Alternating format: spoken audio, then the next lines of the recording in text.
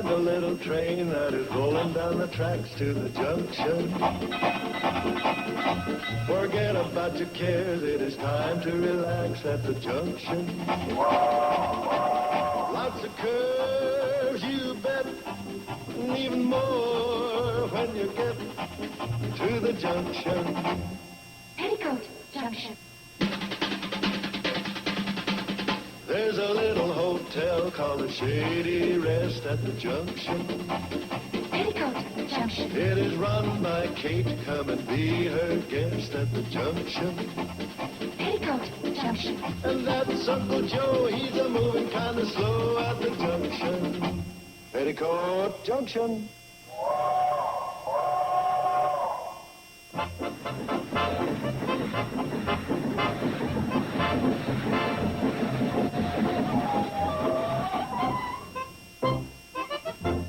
Morning, Sam.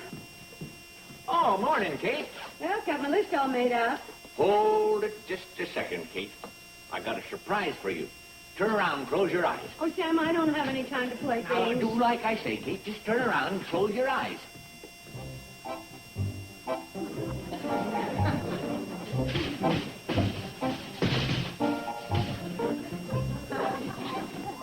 Okay, you can open them now. For me? Well, no, not for you personally, but for your use here in the store. I'm going to see how it works out. If it does, I'll buy another one in a couple of months. What for? To make your shopping easier. Well, it was easy the other way. I used to read you what's on my list. You would get it for me, and that was that. But, Kate, this is modern merchandise. Oh. Well, let's try it and see what happens. There we go. Feels nice. Sam, where's the bread? Used to be right here by the door. This is all a part of modern merchandising. I put the bread over there, so on the way over, you might buy a jar of peanut butter that you see, or a bottle of brewing, or a tin of saddle soap. Sure. I might buy a case of saddle soap on my way over to get a loaf of bread. Now you're catching on. Go ahead and try it. Being as you're my favorite customer, I'm letting you use it first. Maybe we ought to have a ribbon cutting ceremony.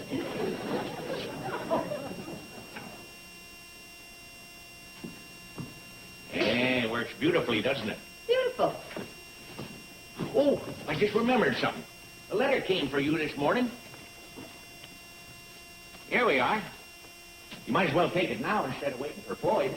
Sam, you should have let me go over and get the letter. On the way, I might have picked up a tin of sardines. Oh, yeah. Well, CNFW Railroad. Wonder what they want. Haven't heard from them in a long time. I thought by now they'd completely forgotten about the cannonball. Oh, not our good friend Homer Bedloe. My dear Mrs. Bradley, please reserve my favorite room for me at the Shady Rest.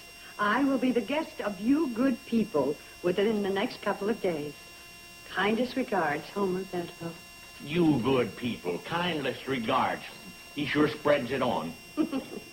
You know, it's amazing the letter didn't stick to the envelope. Well, what he's up to? Oh, nothing good. The sweeter the letter, the more sour his visit. Well, I better get a move on if I'm going to have a guest.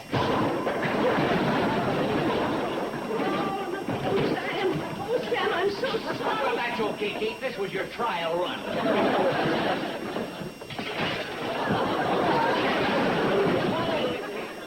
Hold it.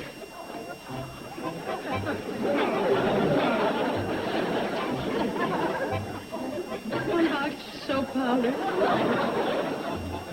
Oh, Uncle Joe, did you get the window shade fixed in Mr. Bedloe's room? Yeah, I got it fixed. That's good. During his last visit, that's all we kept hearing about. The window shade that wouldn't stay down. Plus a couple of dozen other complaints. That guy gripes when he talks in his sleep. Where are you going to those? I'm putting these in Mr. Bedloe's room. This is getting sickening, the way you cater to that Jasper. Mom doesn't want to have any problems. She's going all out to make his visit as pleasant as possible. That's why she wants his room to be just right.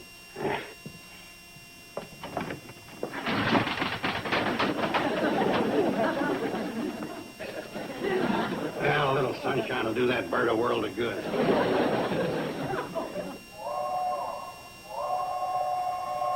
Cannonball! out and greet Mr. Bedloe. Greet Bedloe? Kate, that's the funniest thing you've said all morning. Uncle Joe, we're going to treat him nice if it kills us. What a horrible way to go, being nice to Bedloe. What's Bedloe coming here for anyhow? I'd like to think it was for rest and relaxation, I'd like to think. Here it comes. Did you ever see anything so pitiful the way that Floyd kowtows to Bedloe, carrying his luggage? Mr. Bedloe, welcome to the Shady Rest. Nice to see you, Mrs. Bradley. And you too, Mr. Carson. Oh, thank you. Thank you, my good man. Thank you, sir. I'll take over from here, in spite of my bad double-detached disc. It's wonderful to be back in this beautiful little valley. Thank you. Uncle Joe will show you to your room, number 5. My favorite room. Your hospitality overwhelms me, Mrs. Bradley. Ah, yes. Floyd. Huh? What's he doing here? Did he say anything on the trip down? Yeah, he really opened up. He did? Yeah, he said I did a real nice job of engineering. You mean he was actually complimentary? I had to look at the name on his suitcase to be sure it's Bedloe. Well, there are a few pieces missing out of this puzzle, but I'll find out what they are. Well,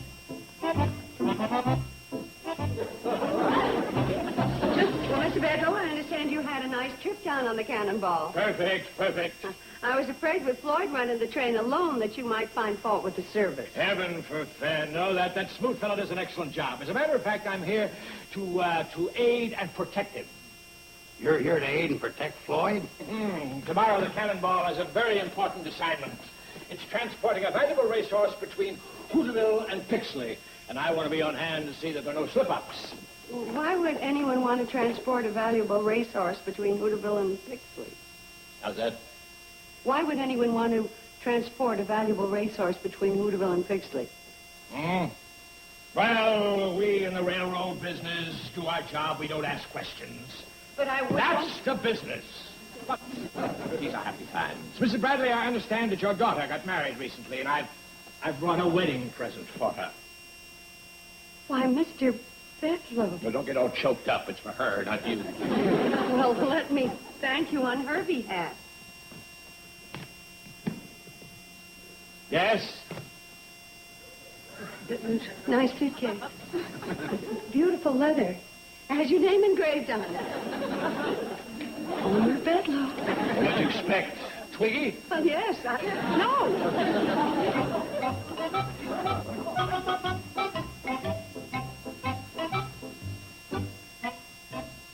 This is really something. For one thing, how did he know Betty Jo got married? I'll tell you how I knew. I took it on myself to send him a wedding announcement. You did? When my niece gets married, she gets presents from everybody, friend and foe alike. You know, we could be all wrong about Mr. Bedloe. I didn't get him wrong. He still didn't tip me. And why should he? You didn't carry your suitcase upstairs. Pick, pick, pick. Oh, hi, Mrs. Bradley. Oh, hi, Steve. I was just looking at your little home. Every time I see it, it gets to be more of a dollhouse. And the best part of the dollhouse is the little doll living inside. Ah. Boy, you don't know what it is to have my luscious little bride waiting for me after a hard day's work. Well, that's the way it should be. Honey, I'm home. With company. Hi, Mom. Here is my luscious little bride. A vision of loveliness. Honey. The sink got clogged up. I was just in the middle of fixing it. Besides, you don't care how I look, do you, Mom? Oh, no. I got used to you the first time you came in for making mud pies. Honey, fixing clogged up sinks is a man's job. Now, I can take care of those things when I get home. When you get home, I'm not playing second fiddle to a clogged up sink. You're spending your time with me, not the plumbing. Right, Mom? Oh, whatever you say is fine, dear. And whatever you say is fine, too, dear. Cover girl for Mechanics Monthly. Look, kids, I brought your wedding present, and you'll never guess who it's from. Well, we That's where half our presents come from. We got an egg timer from a Mr. Figwood who drives a bus between Granite City and Luke's Landing. And we've never even heard of Mr. Figwood. Yeah, we never even heard of Granite City or Luke's Landing. Uncle Joe. Huh? Well, sure, he went to Granite City for that large convention. You mean Uncle Joe was on the bus at Figwood with... Yes, and he makes friends easily. No friend, foe, or casual acquaintance went untouched when it came to getting wedding presents for you kids. Former Bedloe. Uh-huh. That kind of threw us, too. He delivered it personally. It's a candy dish. Hey, good. In a couple of months, it'll match those green mints you bought. That wasn't very nice. Well, I guess it wasn't. But it's just that I understand that Bedloe raced right behind Caterpillars in the popularity poll in the valley. For a couple of years, he beat him out. But now, at the last count, he's right up there with apis and potato bugs. Kid, I can't get a thing on Bedloe, and it's driving me bats. I know. This waiting game isn't doing me any good either. Mom, there's a new guest arriving. And what a guest. He's handsome. And tall. And wealthy. And? There needs to be more. Oh, but you made such a complete survey, I wouldn't want you to leave out a little detail like his blood count. Wealthy, I better check him out. Lloyd told us all about him after you were riding back from town. He's a racehorse owner. Oh, that must be the man that Bedloe mentioned. But it still doesn't seem to add up. How many people go around giving their horses train rides from Hooterville to Pixley? I don't care how many do. Just as long as they're tall, handsome, and wealthy. That must be him now. Don't overdo it. Pete, here's a new guest for you, Mr. Rogers. Welcome to the Shady Rest. Thank you. I know you'll enjoy your stay here. Oh, I'm sure I will. Oh, I'm sorry. Here you are. Thank you, sir. I'll take over from here. The hard part, up the stairs. Room 6, Uncle Joe. Oh, Mr. Rogers, these are my two daughters, Billy Joe and Bobby Joe. How do you do? Hi. They were very excited when they found out that you were a racehorse owner. Oh, you mean King's Ransom? Yes, he's quite a horse. I want to be on hand when I have him shipped to Pixley tomorrow. Pixley? Is there a horse show there? No, but this is en route to Riverdale, where they are holding the county fair, and I'm going to race him over there. Of course. Thoroughbreds are high-strung and sensitive and have to be pampered like beautiful women.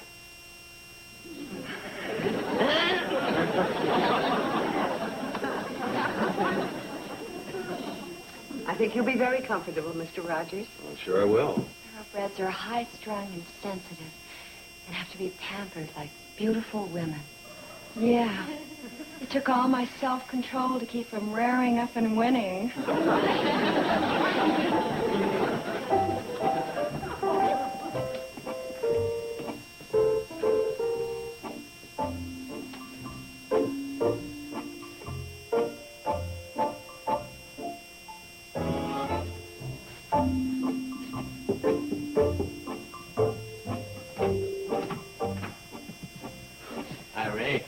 I just want to let you know I was here, Mr. Bedloe. Good boy. Now, don't worry. I'll take care of you when we get back to the office. Meanwhile...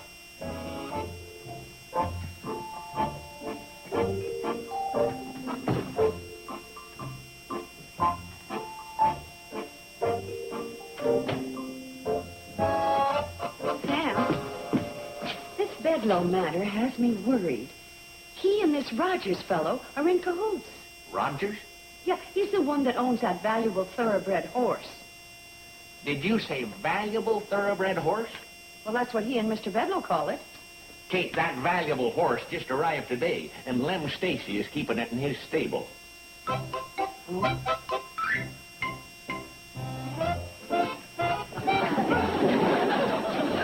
do you think of your valuable thoroughbred, Kate? Well, the last time I saw a horse like that, there were two fellas inside.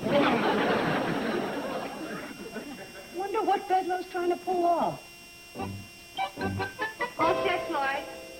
Be with you in a second, Kate. I'll get this just right. Oh, sure, go right ahead. How many oughts in 10,000? 4. No fooling. Boy, that's about the biggest number I ever printed. And when you put the dollar mark in front of it, looks real important. $10,000. Yeah, that's what Mr. Rogers is insuring his horse for when I haul it from Hooterville to Pixley tomorrow. He's insuring that broken-down nag for $10,000? Yeah, that's why I gotta take such good care of that horse. Maybe I ought to let him ride up in the cab with me. $10,000? Yeah, that's the limit, Kate. See? It says so right here in the freight manual. That's what it says, all right, but why? Wait a minute. Any freight transported in excess of $1,000 in value must have a certified baggage man accompanying shipment at all times. Well, no problem there. I'm a certified baggage man. Yeah, but with Charlie gone, you're the engineer. I'm also a baggage man. Floyd, this means that a shipment of this value must be attended by a baggage man. In other words, the baggage man must be in the car while the horse is being transported. That would keep me kind of busy, running the train and being in the baggage car at the same time. Well, that explains the reason for Mr. Homer Bedloe's visit. Being aware that the Cannonball is a one-man operation, he's going to use this technicality to shut it down for good. Kate, he can't do that. We got to keep the Cannonball running. Well, I'm just as concerned about this as you are. But you are the only baggage man, and you are the only one in the valley who can operate the train. Outside of Betty Joe. Well, sure, but she's a little housewife now. Believe me, Mom. I'd do it if it weren't for Steve. Well, then you forget I even asked. I wouldn't want you to do anything that would interfere with your marriage. But why would Steve object? Well, after you left the other day, we got into a big thing about my fixing the sink and doing repairs. He said after work he wants to come home to a very feminine wife dressed in her prettiest house dress. Well, you can't blame him for that. Well, he said hugging me with a monkey wrench in my pocket didn't bring out my femininity and soften it up. And running a train isn't exactly chic this season. There must be someone else around who could run the Cannonball. Well, how about Uncle Joe? Well, he thought he could until the day he came to the end of the line. He couldn't stop and wound up in the Pixley Depot. I remember. Betty Joe! Kate! Kate! Betty Joe! Sam! I've been trying to chase you down all over the valley. Take it easy, Sam. Sit down. Here, have a drink. Oh, thanks. Who's running the store? I closed her up. This is an emergency. And what I tell you comes to pass. It's going to stay closed up, and that's going to include your hotel. Now, Sam, pull yourself together. Well, Bedloe came into my store and used the phone. He must have thought that I was in the back room, but I was right there all the time, hearing everything. I was stacking some honeydew melons, and he didn't even notice me. Well, that's understandable. Well, I heard him talking to his company lawyer, and he told him to start preparing the papers to close down the Cannonball. He wants to handle everything while he's right here. Oh, no. Well, he must be pretty sure he's got a surefire case. Oh, I heard him say it'd hold up in any court in the land. I was afraid of this.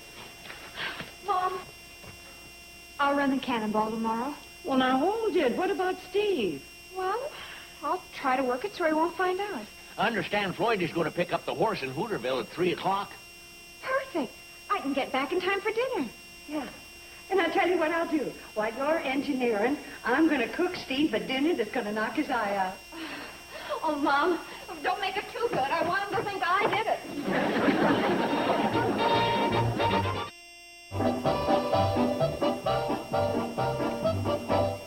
It's okay, Ray. They've all gone. I thought it was awfully quiet around here. Where do you think they went? Probably out planning a counterattack, but this time I've got him. I was unbeatable from the top. Well-planned gift, a few tips, the old charm. Bedloe, you're beautiful. Where do you plan to intercept the train? Right here at the Shady Rest stop. When I go aboard and there's no baggage man watching that horse, that'll be it. Now demand the operation of the Cannonball be suspended immediately. And this bone in my throat will be gone once and for all. You'll be my witness. I'll see to it that you have a substantial raise. Thank you. Well, we have a little while yet. Why don't you join me inside at the piano? We'll sing a few choruses of the Cannonball Blues. You know, Ray, you're all going to get along all right in this business. You're a little on the nice-looking side, but, well, we can't have everything, can we?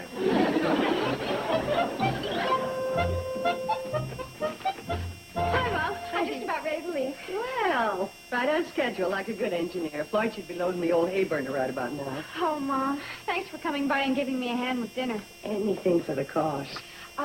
Burn something, just to throw him off. Did you figure out a menu? Well, I decided on pot roast. I thought it would be a good idea to hit him with his favorite meal. Oh, honey. You haven't made up yet? Well, not exactly. Last night I forgot myself and fixed the water heater. Well, look, if this thing I thought would cause any trouble... Oh, Mom, everything's fine. Besides, we make up so beautifully. Bye-bye. My dear. Drive carefully. Hi, honey. Hi, Mrs. Bradley. Guess what? I am taking the afternoon off. You are? Yep. And you and I are going to make up. You are? You know how? You're going to put on your prettiest dress, and we're going to fly up to Riverdale.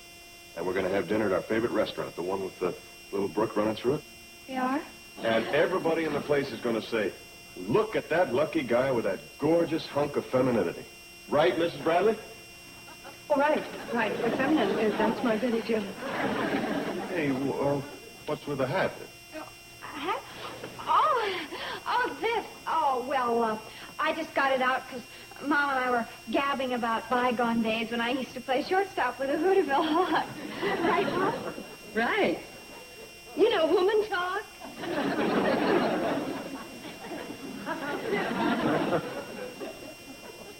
Now, you go put on your prettiest dress, and I'll go shave and shower.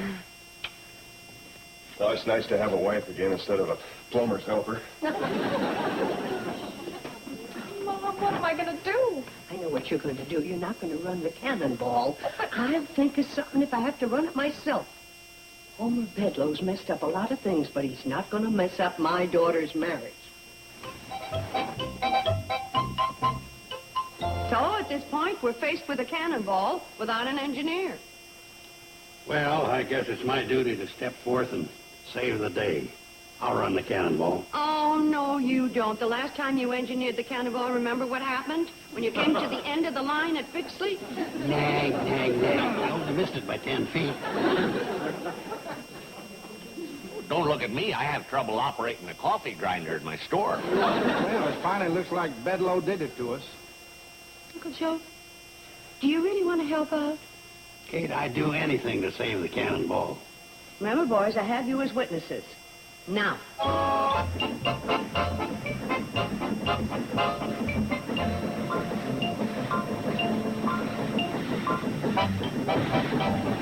Just as I suspected, he's waiting there.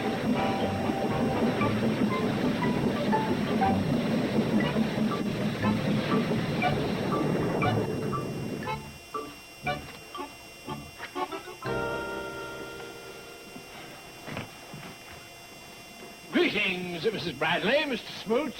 As an official of the CNFW, I'm making a routine inspection of the cannonball, starting first with the baggage car. Yes, sir.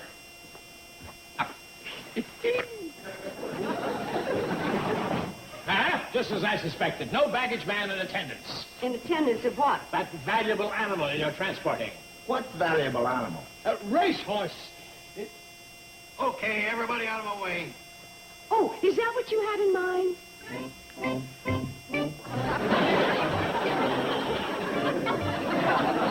See you in Bixley.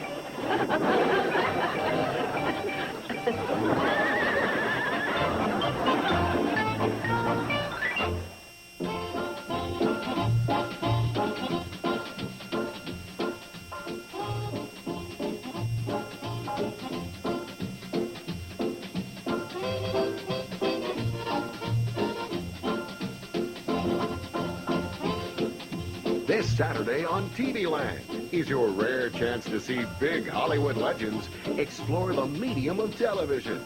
Our stars this week are Kim Basinger, Julie Andrews, and Rock Hudson on Big Stars, Little Screen. Our Saturday Cavalcade. Come ride the little train that is rolling down the tracks to the junction. Forget about your cares, it is time to relax at the junction. Lots of curves, you bet, and even more when you get to the junction. Petticoat Junction. There's a little hotel called the Shady Rest at the junction. Petticoat Junction. It is run by Kate. Come and be her guest at the junction. Petticoat Junction. And that's Uncle Joe. He's a moving kind of slow at the junction. Petticoat Junction.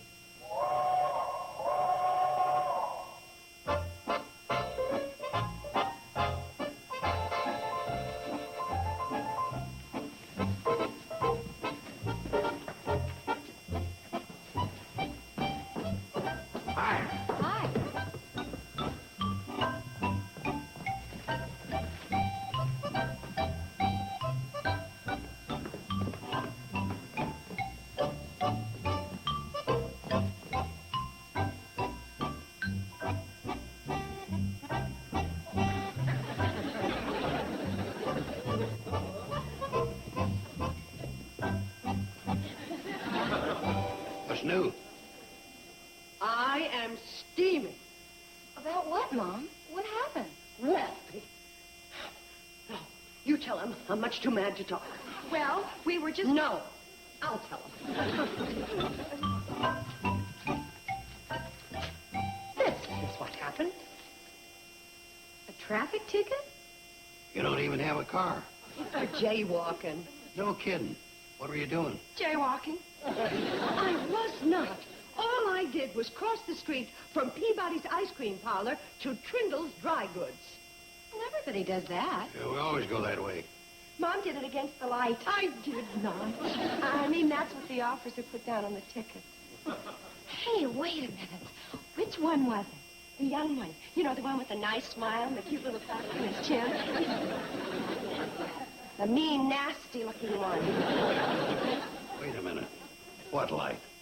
Oh, the Pixley Chamber of Commerce claimed they had so much traffic they had to put in a light. And it runs during the peak hours, between 11 and 2 and 4 and 6. Oh, that Pixley crowd. They just can't rest. You know, they've been jealous of Hooterville ever since we got that parking meter. Okay, give me the ticket. I'll take care of it. How? Due process law, bribe the sheriff. Uncle Joe. Relax, Kate. It'll be handled right. The sheriff and me belong to the same lodge. Well, what's that got to do with it? Well, next month, us Campbells is having installation. I happen to know the sheriff is bucking for a raise in rank. Right now, he's only a hump and a half camel. He wants to be a two-hump. Oh, it's just the right word for me.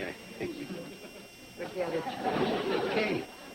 I am going to fight this fair and square. I've got justice on my side. Well, all right, if you want to go that route. Just remember, it'll never replace a few pats on the back and some cigars. What's your defense, Mom? The truth. I know it was after 2. Therefore, the signal should not have been running. But, Mom, the officer put down time of violation 1:55. A cute smile and a cleft chin doesn't make it right.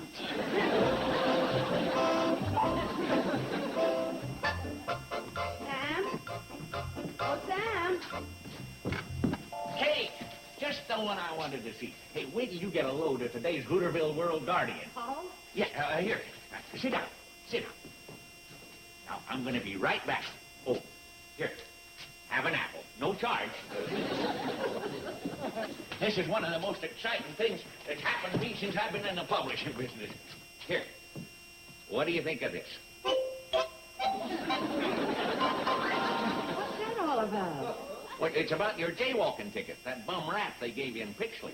Oh, you heard about it? Oh, it's all over the valley. That's why I had to get up early this morning and cancel my lead story about Grandma Tinsley winning second place in the Prune Cannon Festival.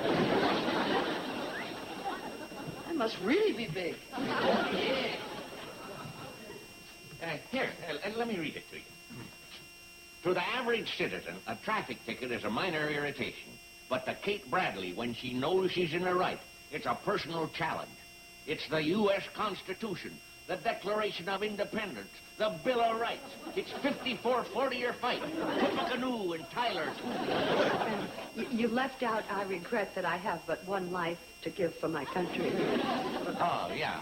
Well, maybe I can work that into the follow-up. Sam, you're a character. Just a journalist trying to report the news as I see it. Well, I'm certainly glad that you see it my way. Oh, I don't. Because, you know, if you didn't... You what? I don't see it your way. But the paper, the big article. Oh, that's just the official stand of the Hooterville World Guardian, upholding one of its subscribers against that Pixley crowd. You personally? Personally, I say forget it. Pay the $2.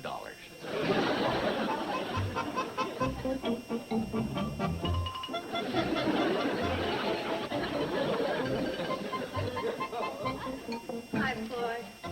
Oh, hi, Kate. Floyd, did you hear what happened to me in Pixley? Oh, sure. And that I'm going to fight it? Yes, ma'am. Well, what do you think? Kate, you got a good head on your shoulders. Thank you, Floyd. One thing about you, you always think every problem through. Well, thank you, Floyd. And you always come up with the right decision. Thank you, Floyd. How come you blew this one?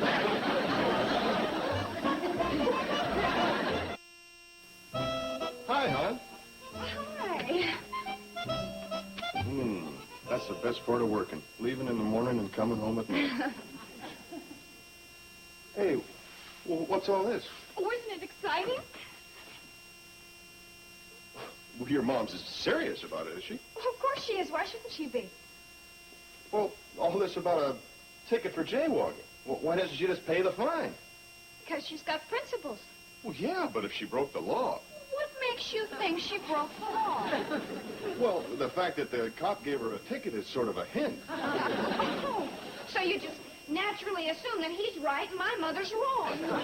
No, not necessarily, but, well, if she didn't break the law, And she didn't. if she didn't break the law, why else would he give her a ticket? Because. Because what? Who knows? Oh, boy, I'm going to go back out and come in again. It's too late. What do you mean? Try. I didn't know you were in there. Honey, why didn't you say something? How was I to know you'd come out flat-footed against my mother? All right, Steve. You were just confirming an opinion that's gradually becoming unanimous. Not with me, it isn't. No. I always have you, don't I? Well, I'm going to run along and leave you two lovebirds alone. Bye, Mom. Bye, darling.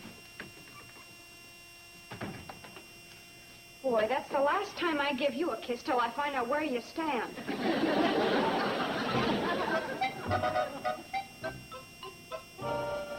And I ended up buying the flowered material. And that was at exactly $2.95. No, I didn't mean the price. I meant, do you remember the time?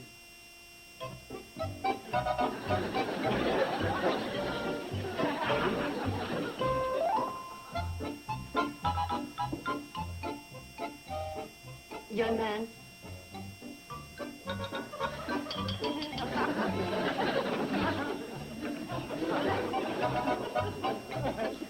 Young man. Yes, ma'am? Would you by any chance recall the exact time I was in here the other day? It's very important. Were you in here? I was with her. I had a chocolate sundae. With 2 cherries. I put the extra one in myself. I had a cup of coffee. Put 2 lumps of sugar. I put the extra one in myself. Oh, Bobby Joe, come on.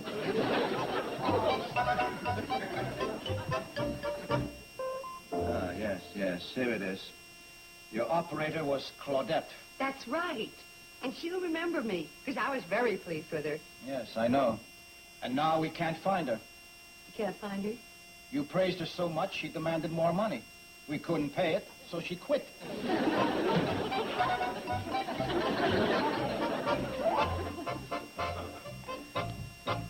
You mean she hasn't got a single witness? Nary a one. Sam, she's going into that courtroom tomorrow completely defenseless. I feel awful about it. Not too awful to feed your face. I've got to think. Yeah. Boy, this really gets to me. If I hadn't come out with all those headlines, Kate probably could have eased out of this thing gracefully. Doggone me anyway. Oh, now, Sam, don't make it hard for yourself. On the other hand, maybe you ought. You're the guy that blabbed it over the whole valley. Boy, you sure are a comfort when a guy's in trouble. Can't you think without eating? I can't do anything without eating. Will you stop complaining? You gotta figure out what to do about Kate. Well, I think the best thing she could do would be to throw herself in the mercy of the court. Admit she was wrong and take the consequences. Sam, you know Kate better than that. She ain't never gonna admit she was wrong if she thinks she's right. No, but suppose she wasn't right. What did you say? Only that what if Kate was wrong about the time and the officer was right? Now, that's barely possible, you know. I'm paying you off for them cookies right now. Darn it, Joe. Now, I'm not doubting Kate's honesty. I'm just saying maybe she got confused. Well, that's better. I'll forgive you.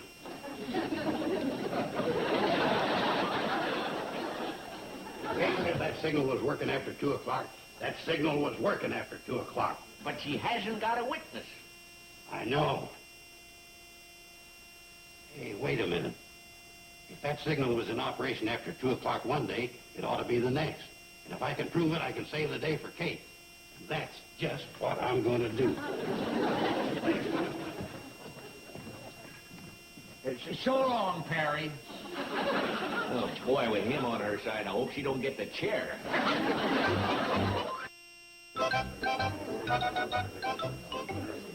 Kate, we're all behind you, so don't worry. Hear ye, hear ye. This court is now in session. You will please rise.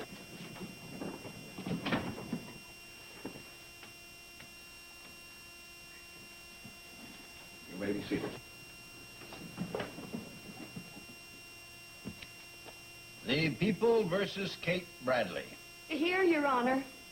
But I'm not against the people. It's just that dumb signal. Mrs. Bradley, am I to assume that you are acting as your own counsel? That's right. Approach the bench, please.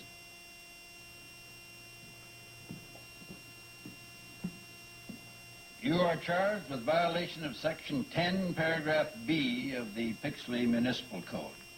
How do you plead, guilty or not guilty? Your Honor, guilty or not guilty sounds so serious for such a little thing. Can't I just say I didn't do it? I'm afraid we're going to have to run things around here in our own way. The court assumes that you plead not guilty. Yes, sir. Very well, you may be seated.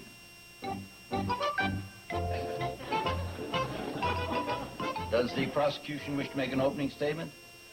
No statement, except, of course, that the defendant is guilty. Well, that's some no statement. Mrs. Bradley, confine yourself to conducting your case. Do you wish to make an opening statement? Yes, I do. Your Honor, ladies and gentlemen of the jury. Mrs. Bradley, Yes.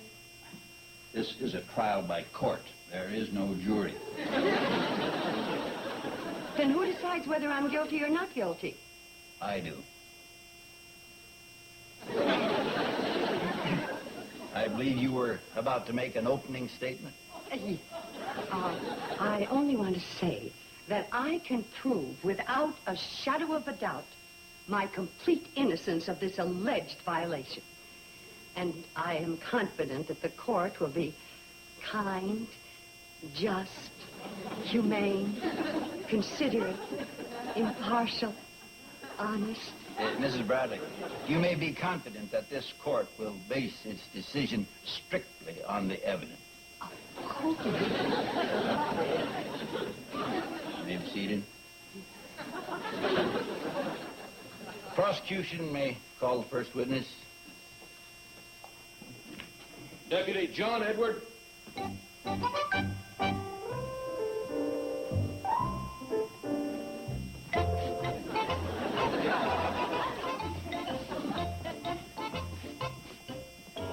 Do you swear to tell the truth, the whole truth, and nothing but the truth? I do. You may be seated.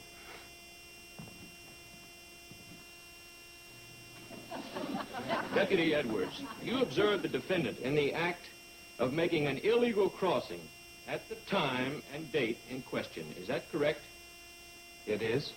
In other words, your citation to the defendant stands as written. You make no retraction.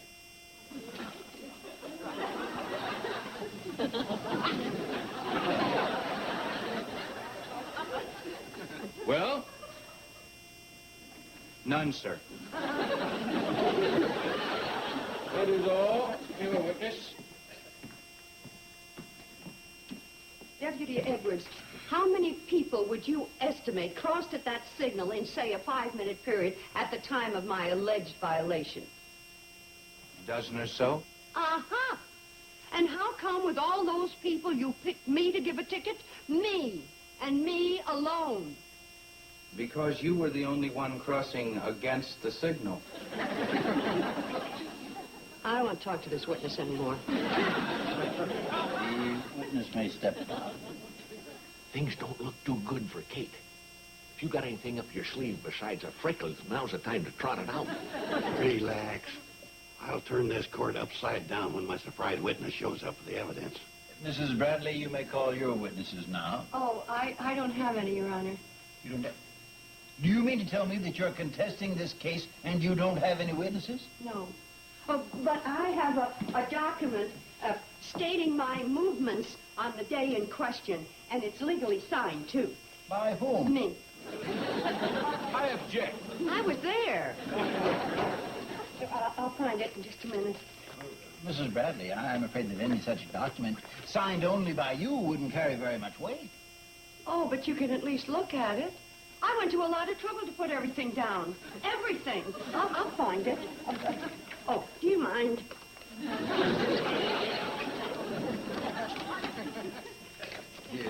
Could this be it? I don't know. Well, it looks like some sort of code. K1P2. That's Nick One Pearl, too. I'm making her sweater for Uncle Joe.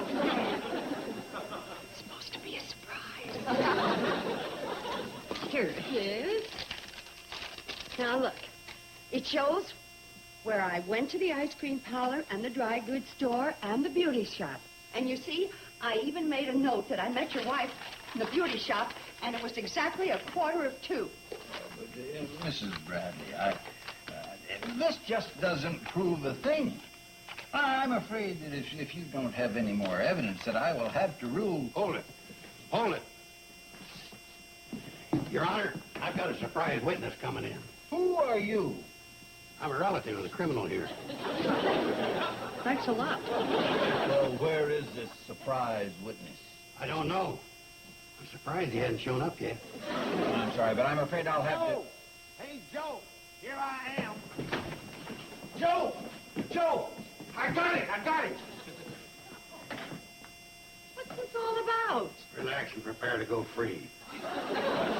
Your Honor, this here is my surprise witness. Boy, it's your hat. You're in the judge's court. I know. That's why I wore my best one. What is supposed to be the significance of this picture? Your Honor, that picture shows the traffic signal in question. Yes, but I still don't see the significance of that. Well, that's where my surprise witness comes in. What is your name, sir? Wait a minute. Is this man an attorney? Well, Counselor, in the interest of justice, suppose we just hear him out, huh? Go on. What's your name? Joe, that's kind of a silly question. You know my name. We've been friends for at least 25 years. Well, the court would like to know your name. Oh. My name is Floyd Smoot, Court. Your Honor, yesterday the aforementioned Mr. Smoot and myself returned to the scene of the crime. I've got to get 20 years. You will note this color photograph indicates that the signal was still in operation. Yes, the signal does show the red stoplight is on. Now, the whole question before the court is whether Mrs. Bradley, the criminal, was right when she said the signal was in operation after 2 o'clock. Yes, that's correct. And you'll note one other thing in the picture. Mr. Smoot is showing me his watch. What time was it by your watch when this picture was taken, Mr. Smoot? Exactly 10 minutes after 2. And what is your occupation, Mr. Smoot? You know my occupation, Joe. I run the cannonball. The court would like to know. I run the cannonball, Court. Everybody knows the accuracy of a railroad man's watch. Right on the minute. Right, Your Honor? Well, yes, I'll have to agree to that. Down through the years, the accuracy of the railroad man's watch has been highly regarded. And with this evidence, I hereby declare the defendant innocent. Just one moment here. What's that in the background? What? That's the courthouse. And the clock on the courthouse tower through this magnifying glass shows the time to be 5 minutes before 2. What's that? No kidding. It said 5 minutes before 2. Well, I gotta set this thing back. Boy, knock it off. Joe, that courthouse clock hasn't been wrong in 30 years. I always set my watch by it. I rest my case. If it pleases the court, you can throw it out.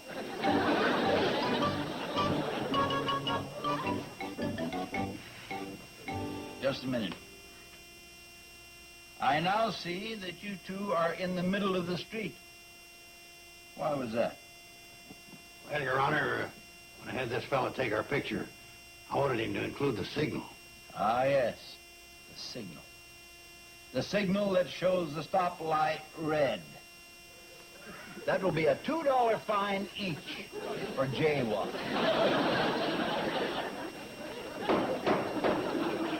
Now, if there are no more interruptions, I stand prepared to pass judgment on the case in hand. Mrs. Bradley, do you have anything further to say? No, Your Honor, except that Uncle Joe and Floyd were just trying to help. They meant well. I'm sure they did. I'm sorry I don't have any more evidence, but I thought it'd help if I outlined every place I went and what I did on the day in question, but I realize it's just on my say-so. But I did have your wife to back me up that we were talking at 1:45. You can ask her. Well, I'm afraid that wouldn't do much good. You see, the time in question is 2, not 1:45. Well, we talked a little bit beyond that. You see, she asked me how my family was, and I said, fine. And then I asked her how her grandchildren were, and she told me. Yeah, wait a minute. My wife told you about our grandchildren? That's right. Starting at 1:45? Yes, sir. I find the defendant not guilty. Not guilty! That's what I said. No living person has ever heard my wife take less than a half hour when bragging about our grandchildren. Why, she can do 20 minutes alone on little Leroy's freckle. Mrs. Bradley, you had to miss that signal by at least 15 minutes. Case dismissed.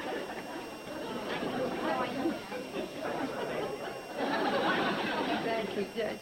But I must say I do agree with your wife. Oh, that little Leroy is a darling fella. Oh, isn't he, with those freckles on that little nose and that smile? You know, I might just happen to have a picture. Oh, I'd like to see it. That's a little Leroy. And me fishing. But Crystal Lake.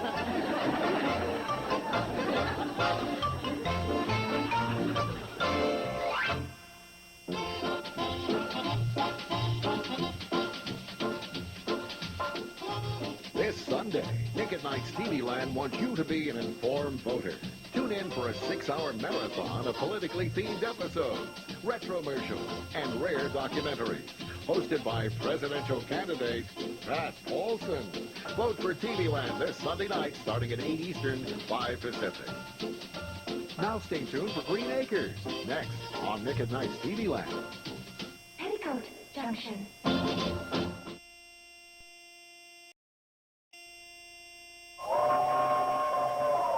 Come ride the little train that is rolling down the tracks to the junction. Forget about your cares, it is time to relax at the junction.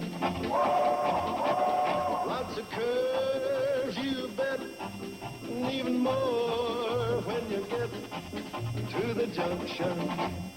Petticoat Junction. There's a little hotel called the Shady Rest at the junction. Petticoat Junction. It is run by Kate. Come and be her guest at the junction. Petticoat Junction. And that's Uncle Joe. He's a moving kind of slow at the junction. Petticoat Junction.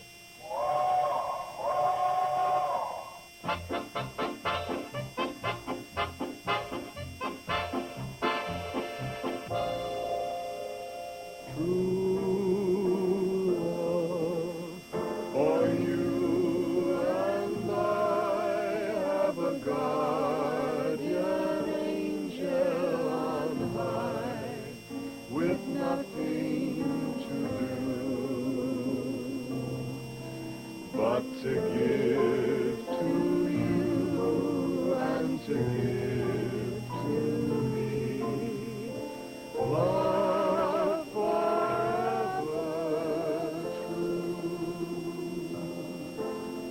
For you and I have a guardian angel on high with nothing to do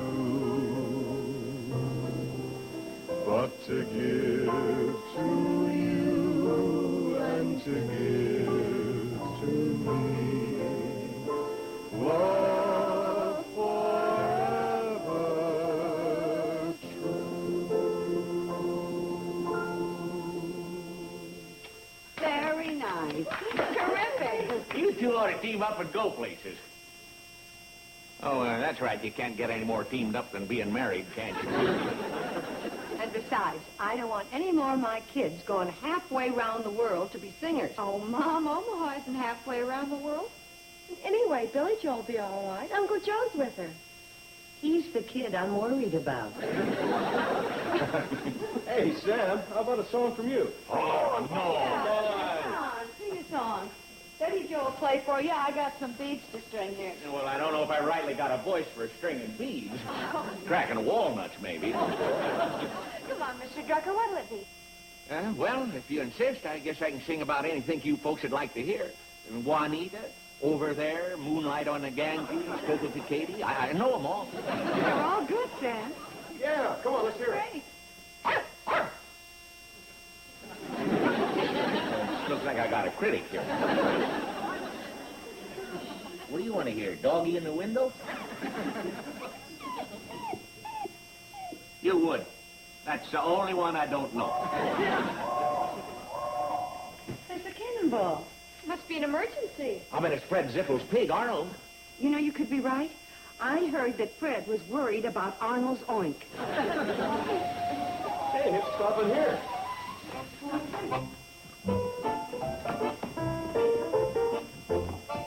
Oh, it's Billy Joe and Uncle Joe.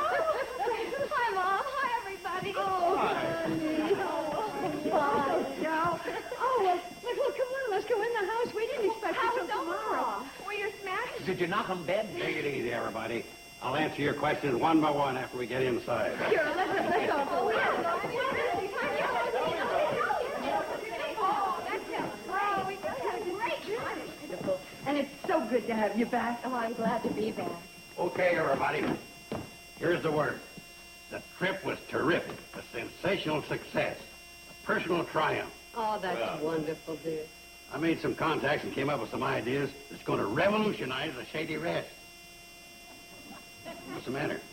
Joe, we're a little confused. This was your personal triumph? You know it. Oh, Billy Joe here was a smash, too. It was very good. They want me back. Well, that's fine, dear. Yeah, but I told him we're going to have to negotiate. I may want her here. You may want her here? Yeah, it's all part of this master plan. Master plan. It's an exciting new idea that's coming to the Shady Rest, Kate. Wait till you hear about it. Oh, I want to. Well, it all started when I got to talking to this guy that runs the hotel. I was congratulating him on his elegant service. Pretty ritzy, huh, Joe? Oh, yeah. After every meal, they hand you a wrapped toothpick. I happened to mention to this dude that I was in the hotel game, too. He asked me if we were members of the master plan. Joe, what is this master plan? Well, all the big hotels in the world belong to it. Here's the way it helps your business. Say a traveler's in New York staying at the Ritz. He happens to mention to the clerk, I'll be in Hooterville next week. Can you recommend a good hotel? Yeah, that probably happens all the time. And then this guy digs up this master plan directory. He says, you're in great luck, sir. In Hooterville, we have a master plan member, the Shady Rest Hotel. No kidding. Imagine guys in London, in Buenos Aires. That's in Africa. Hey, whenever you're in Hooterville, be sure and stay at the Shady Rest Hotel. Yeah, imagine. And I suppose you joined up right away? Yeah, I sent in her application with a check for the first year's dues. Of course, we've got to fulfill certain requirements, too. Such as? Well, number one, we've got to deposit $50 to cover the check I wrote.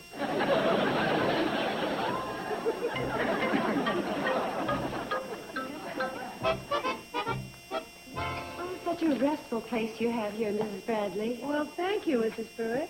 And the singing last night, very nice. Well, you should have come down. It seemed like family, and I didn't want to interfere. We're all family here. Next time you come down. Well, thank you, I will. Hi, Miss Pruitt.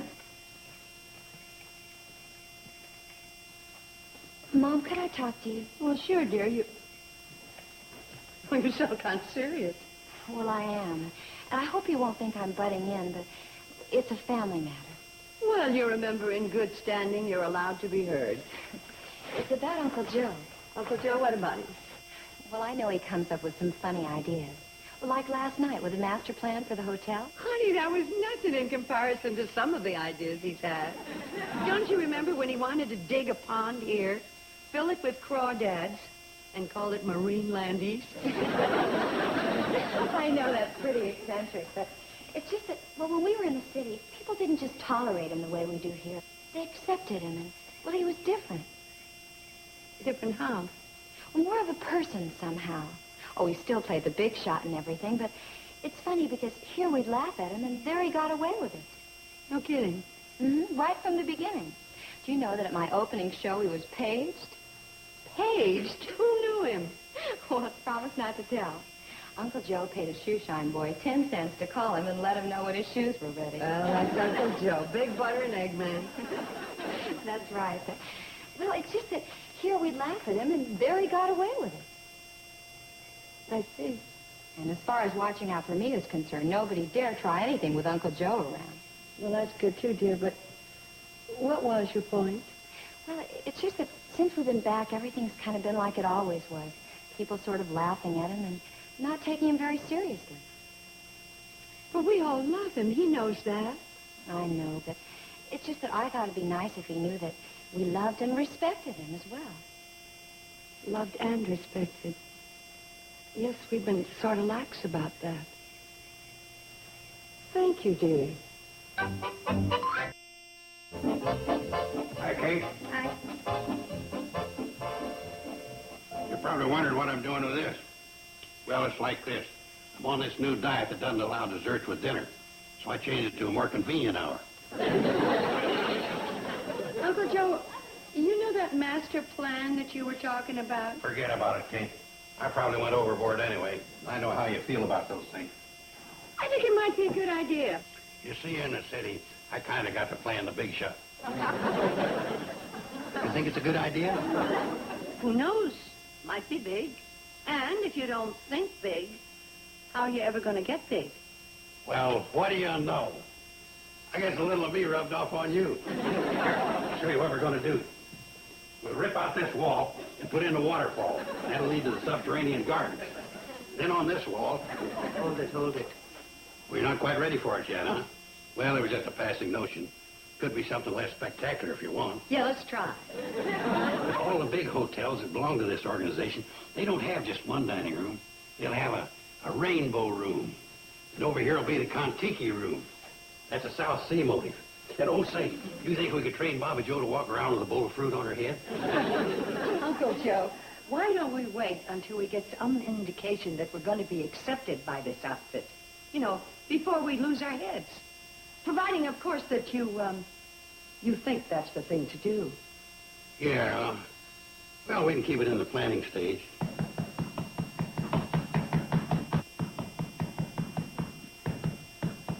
Well, thank heavens, I was beginning to think that I'd arrived in a deserted village. How do you do, sir? May we help you? Yes.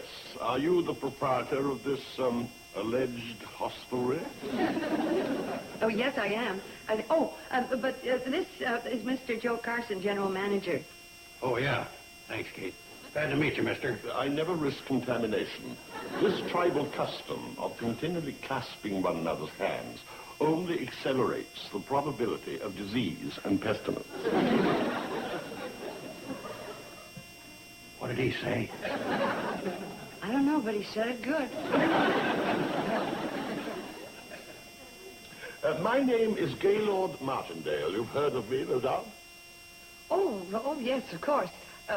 Gaylord Martindale, The painter. I shall require your finest accommodations. Oh, yes, sir. Would you mind signing the register, please? Excuse me? Kate, this bird will bear watching. The last one, you remember, wanted to take it out and trade. Uncle Joe, look at him. He oozes prosperity. That was the kind that fooled you. Mister? Yes? The GM of the Shady Rest, I'm going to have to tell you that our terms are strictly cash. And may I ask you why you deem it necessary to call that to my attention? I'll tell you why we deem it necessary. Because the last painter that was here wanted to pay us off by painting the bathroom. And it don't need painting again. Well, sir, I'm hardly that kind of painter. Here's your bag, sir. Oh, thanks, my good man. Oh, thank you, sir. And now, my good man, you may take these things to my room. Get back to the cannonball, Floyd. Here on out, I'm taking over the part of your good man. I'll put him in the presidential suite.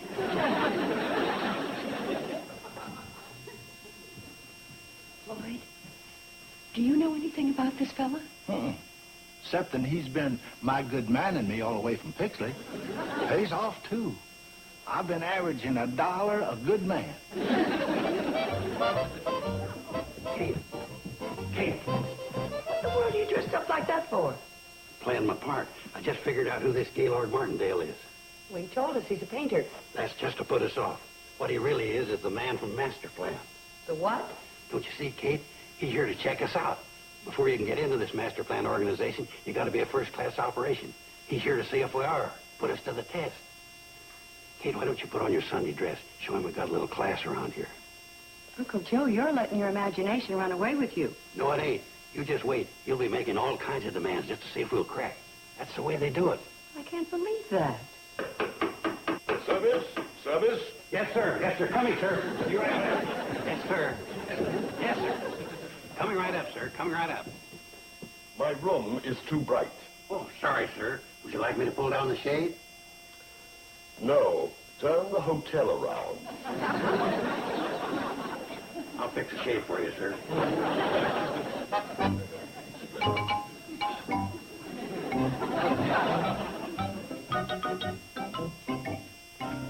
Here is a list of my dietary requirements. Well, we'll come as close as we can. Coming close is not enough. The list is inflexible. And now, if you'll excuse me, it's time for me to go outside and breathe. I can't quite put my finger on it, but there's something about that fellow that's different.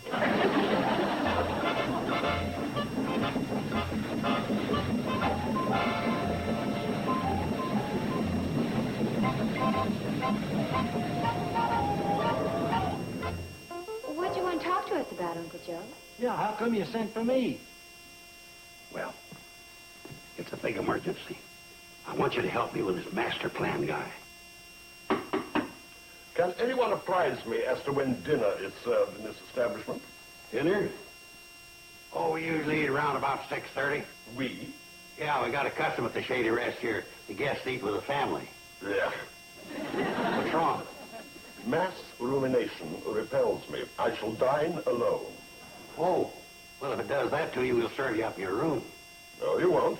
I shall eat in the dining room alone.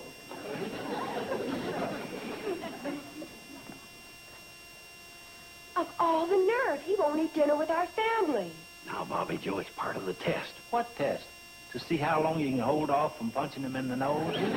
Floyd, being a train jockey, you wouldn't understand. But if we can impress this guy and the Shady Rest gets on the master plan, then we're set for life. What do you want with us? Well, when I was filling out this application, I spread it on a little. That figures. I mentioned certain features we got here at the hotel, and, well, I don't just know how to put it. You mentioned certain features of the hotel that we don't have. Yeah, now that's one way of putting it. You misrepresented the hotel. That's another way of putting it. Now, here's what I want you to do.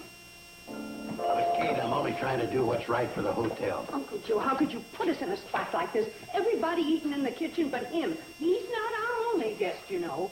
But, Kate, it's only temporary. He won't be here too long. With the service we're giving him, he'd be a fool to ever leave here. Now, the next time something like this comes up, I wish you'd talk to me about it. Well, after all, Kate, you did make me general manager. Well, I'll go along with you this time, and I just hope everything turns out for the best. Mom, you want to see Mrs. Pruitt? Mrs. Pruitt, I have a kind of an odd favor to ask of you. Would you mind having dinner tonight in the kitchen with my family? With your lovely family? Of course I wouldn't mind. Oh, thank you. Kate, someday when there's a chain of Shady Rest hotels clear across the United States, you're going to look back on tonight and say, there's where it started. I hope that's what I'll say.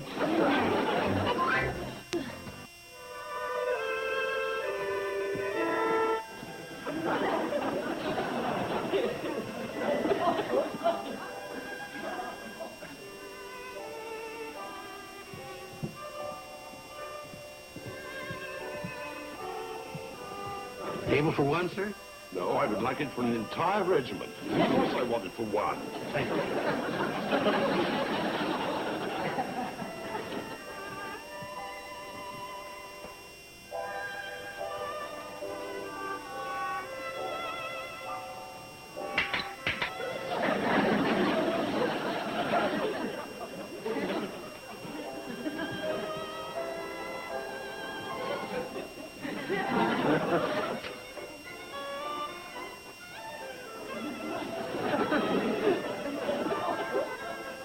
We hope you enjoy your dinner, Sarah.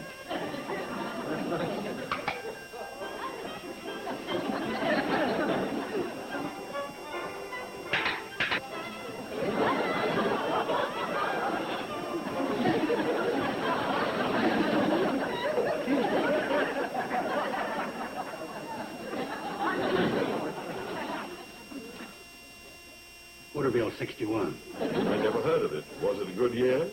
Huh? You said Hooterville 61, and I asked you if it was a good year. Well, yes, it was a pretty good year. We did have an early frost, though. Ruined Newt Valley's cantaloupe. Then it snowed, and Grandpa Miller fell and broke his arm. Then we had a siege of caterpillars. Yeah, well, I'll try some. I'll try some. Yes, sir.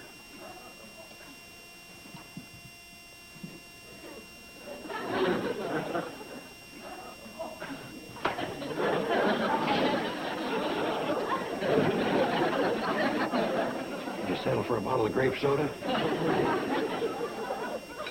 Oh, well, I got it.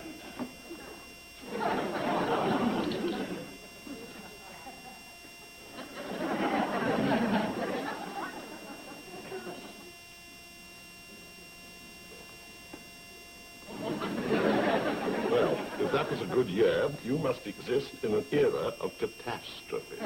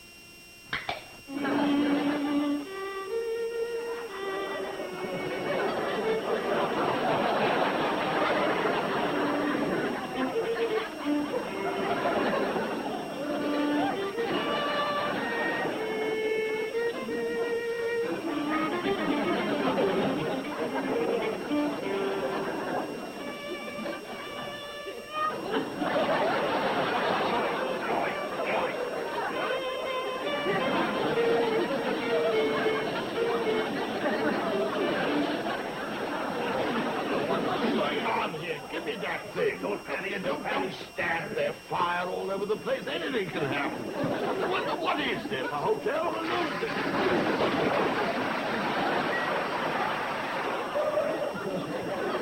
We're awfully sorry, sir, but sometimes things like this just happen. Why, even in the finest hotels, they have their little slip-off. Slip-off?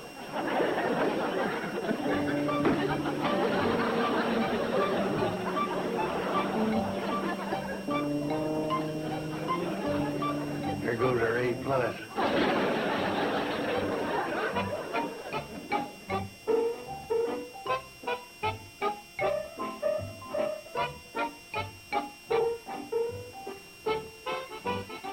Obviously no reprieve from His Highness. Not yet. I have a feeling we're hanging by a slender thread. Doggone it, Kate. This was going to be one of the greatest ideas of my entire career. I'm sorry, Uncle Joe. That was a delightful dinner, Mrs. Bradley. So homey and all. Well, thank you, Mrs. Pruitt. I thought I heard some commotion in the dining room. Did anything happen? Oh, boy. No, nothing. Nothing? Let's hang on to the one guest we have. Hi, Mom. Uncle Joe. Hi, kids. Hi, honey, Steve. Oh, hello. Oh, Mrs. Pruitt. This is my daughter and my son-in-law, Mr. and Mrs. Elliott. Howdy, Hello. Oh, you're the young couple who sang last night. I do hope you'll sing some more. Well, we do have to rehearse for the church social. And I think we could all use a little music about now. Sam? Billy Joe? Bobby Joe? Let me call you sweetheart, my favorite. Oh. Hey, that's great. That's great. Let me call you sweetheart, I'm in love with you. Let me hear you whisper that you love me too. Keep the love light glowing in your eyes so blue. Let me call. Haven't I suffered enough? Must we put up with all this caterwauling? How rude. I think we've all suffered enough. Right. And if you don't like it, you can clear out. Uncle Joe. I don't care, Kate. You have to kowtow to a guy like this to get in the master plan. It ain't worth it. Master plan? You heard me. As far as we're concerned, you can forget it. I don't know what you're talking about, but as far as I'm concerned, you're stark raving mad. All of it. Yeah, I wonder if I could have made a mistake. It's possible. How do you like that? He ain't even with the master plan. No, but I am. You know, I could have sworn that he was the man they sent here to check. You are? Yes. No one ever suspects me. I go to hotels all over the country and make my report, and I like this place very much. It's so comfortable, and there's such a nice family feeling about it with the singing and all. Couldn't we continue? Of course we could. Let me call you sweetheart, I'm in love with you.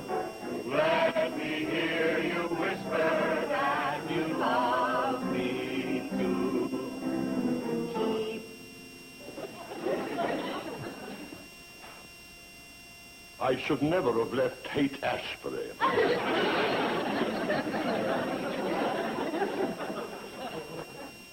Keep the love light glowing in your eyes so blue. Let me call you sweetheart, I'm in love with you.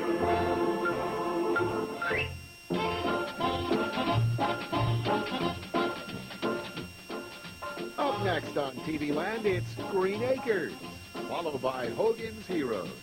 So stay tuned.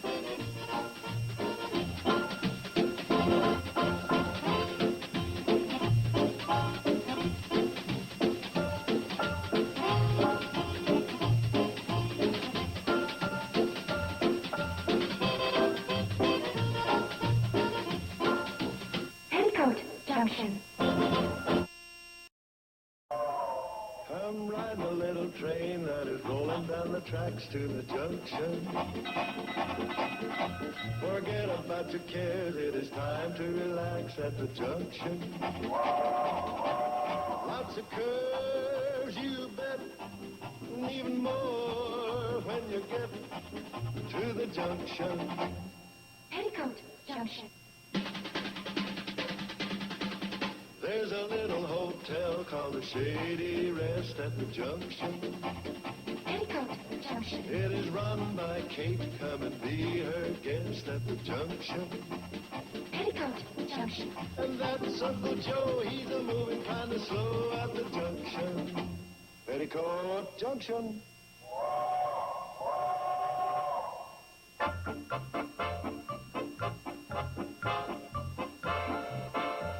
7, 6, 5, 4, 3, 2, 1, 0. Potholders. Now comes the most delicate part of the operation. Guess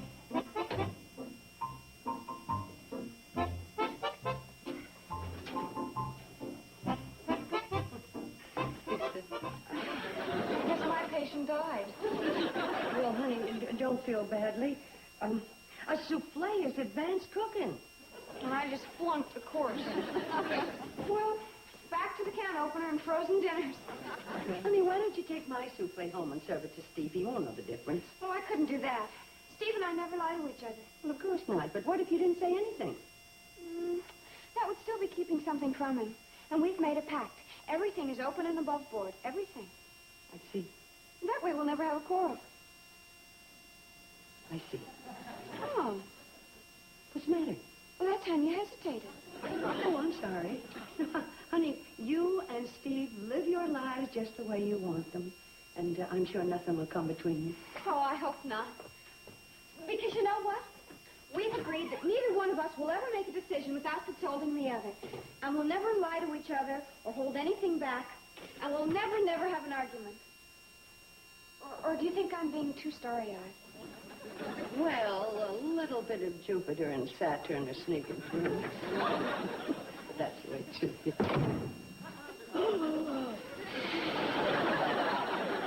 Uncle Joe, what in the world are you doing in that getup? This here's an official beekeeper's outfit. And I suppose you think you're an official beekeeper. You bet. Business is humming. Mom, if you don't mind, I think it's time I went home. Well, you're a lucky girl. I'll see you later, darling. Thanks for the cooking lesson. Bye, Uncle Joe. Bye, honey. Happy beekeeping. Uncle Joe, why is it that you can never take up a hobby like window washing? This ain't no hobby. It's a serious business. Well, serious running around in a veil? I was afraid you wouldn't appreciate the wonderful world of bugs. You're right. Hey, bees is a fascinating little animal. There's the queen. She's in charge of everything. Then there's the workers, all running around, gathering honey. What about the drones? The drones, they don't do nothing but sit around and loaf all day. Of course, we have that same problem with humans. No kidding. Remember that homestead course I took in hotel management? They told about them high-flight hotels featuring specialties of the home. I remember. That's when you were keeping live trout in the bathtub. Well, I gotta admit, it was a little impractical. Particularly when somebody wanted to take a bath. Bee business is different. See how this sample menu I made out grabs you. Kate Bradley's homemade hot biscuits, heaped high with world-famous Carson's clover honey. Yeah, well, I must admit I make pretty good biscuits. You missed the point. It's the honey that does it. Think of the money we'll make. Think of the money we'll spend. Jars, labels, new menus. Kate, a man with my business sense can cut corners. I've already saved $11.97. Oh, well, how'd you do that? Well, that's the money I would have spent if I'd have bought a herd of bees. That's something. You figured out a way to make honey without bees. That's cutting out the middleman, huh? Kate, you can't have honey without bees. Steve said that... Steve? What's Steve got to do with it? Not much. How much? Well, he is a member of the Carson Elliott dynasty. It wouldn't be fair of me not to let him in. How much? $25. That's just for necessary equipment, like this beekeeper's official outfit. Honey, that Betty Jo doesn't know about this. Why should she? Steve's the one that's going to be my partner. Yeah, but he's Betty Jo's husband. He was my partner before he was her husband, and I saw him first. Why don't you challenge her to a duel? And understand one thing, we're staying out of the kid's business. Kate, I'd never forgive myself if I didn't let him in on a good deal like this. But this may make more money for me than any scheme I've ever had. There's a chance we might break even. Oh, you people of little faith. What if Admiral Peary listened to people like you? We wouldn't have had a North Pole today. Take old man Shetland. They laughed at him, and look what happened. Old man Shetland? Sure. Came up with a Shetland pony.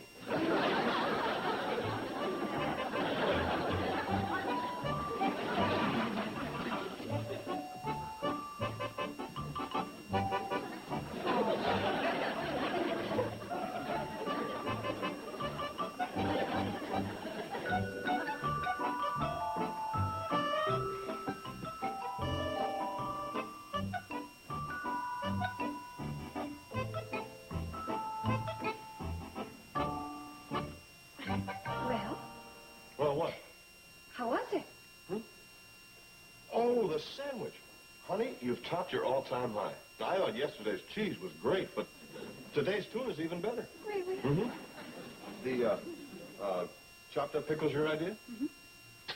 Oh, darling, I'm so happy. Oh, and you know what? I told Mom about our vow. Or what? You know how we'll always tell the truth, the whole truth at all times. We'll never hide anything. Oh, yeah. We agreed, didn't we? We said that way we'd never quarrel, right? Right. Good. Now go ahead and eat your sandwich. Well, what's the matter? Always the truth? Of course. I hate pickles. What? Now, honey, this is the way we don't fight. I know. Darling, don't you realize if we went through life with me pretending I liked pickles and you not knowing how I really felt, we'd be living a lie. Well, I guess it is better to be honest. Of course it is. Anyway, you'll get a good meal tonight. We eating out? Steve! I'm sorry, we're not going to eat out. We are, but you didn't have to sound so eager. I'm not eager, honey, just terribly interested. Where are we going? Well, I just thought we'd go into Pixley and have dinner and see a show. You mean buy dinner? We had that $25 bonus Mr. Baxter gave you for dusting his cabbages early, remember? I remember. Well, you said it was mad money. Well, let's be mad and blow it. What's the matter? Remember our pact? If we're honest, we don't get mad at one another? Yes? I lent the money to Uncle Joe. What? Well, he's my partner. But I'm your wife. Blood's thicker than water. Well, in that case, you shouldn't mind. He's your uncle. Oh, so now it's my fault. What difference does it make? It's all in the family. My family doesn't need your charity. Well, if you like, I'll go on up to the hotel and get the money back. Well, you can't do that. Isn't that what you want? But Uncle Joe's my own flesh and blood.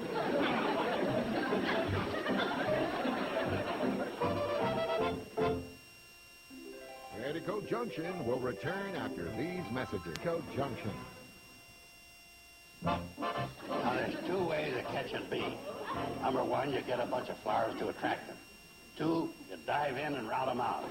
I handle the flower part, and all you've got to do is to dive in and rout them out. You got it? Let's go. What are you complaining about? You've got on an official outfit. You're fully protected. You don't have to worry about that part. You ain't gonna back in. Here we are, Uncle Joe. Is this what you wanted? Let's see. Yeah, that ought to do the trick. Here, take a sniff of this. What do you know? You ain't a bee. Here, let me put a little on you. That'll attract them. What kind of perfume you girls got, anyway? We're still single. That give you an idea? Bees ain't as discriminating as men. As long as they smell like flowers, the bees just go crazy over them. See? Now, that's a bee bark if I ever heard one. Attaboy, partner! Here we come!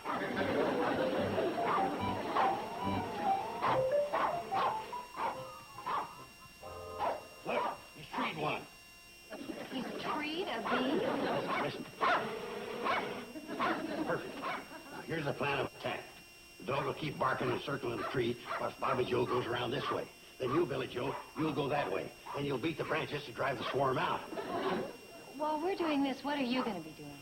Oh, well, I've got the hard part. I'll stay here at the command post and direct operations. If we disturb the bees, won't they get angry? A little dinky bee? What can they do? Oh, then you won't mind if they do it to you. Right, Uncle Joe? Come on, Bobby. Oh, me. Wonder if General Custer had these problems. Yeah, I guess he did. Look what happened to him. All right, you bees. You've had it.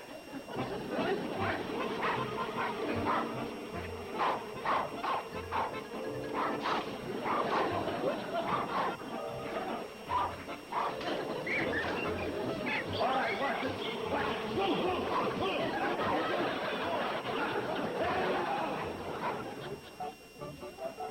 Oh, no, Mom. Well, we can't take your money. Well, sure you can. Besides, Uncle Joe's promised to pay me back as soon as he sells some honey. You mean he's actually got a swarm of bees? And the welts to prove it. So here. No, Mom. Steve and I discussed it, and we decided we wanted to help Uncle Joe. You really did? No, we really didn't. Steve? Well, honey, we had a big fight over this. Oh. What happened to that everything above board tell the truth business? That just applied to you and me, not the outside world. Wait a minute. How did I get in the outside world? Oh, Mom, you know what I mean. You know what I'd like to do to you? No. What? This. That's better. Now, why don't you take this money and blow it on something special? Okay. Okay. We'll go out in the town like we were going to do last night. Better still, I'll knock off early and we'll fly to Twin Forks. Dinner, show, the whole works. Oh, Steve. Well, thank heavens that's settled. I gotta go now. Bye, kids. Goodbye and thanks. I'll watch you part way, Mom. Oh, wonderful, honey.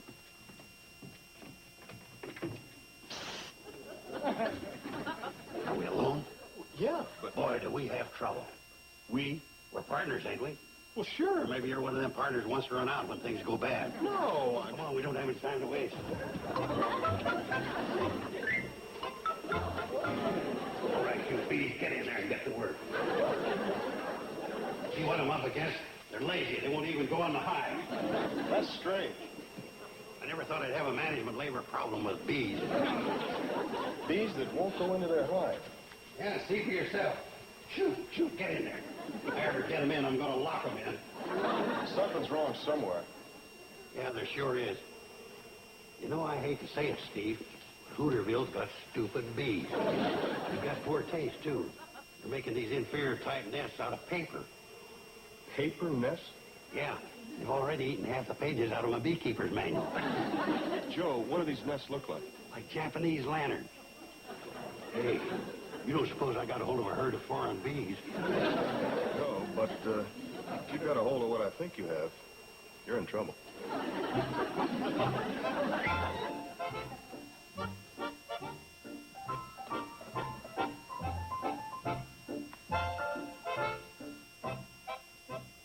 Something you want to tell me, Uncle Joe?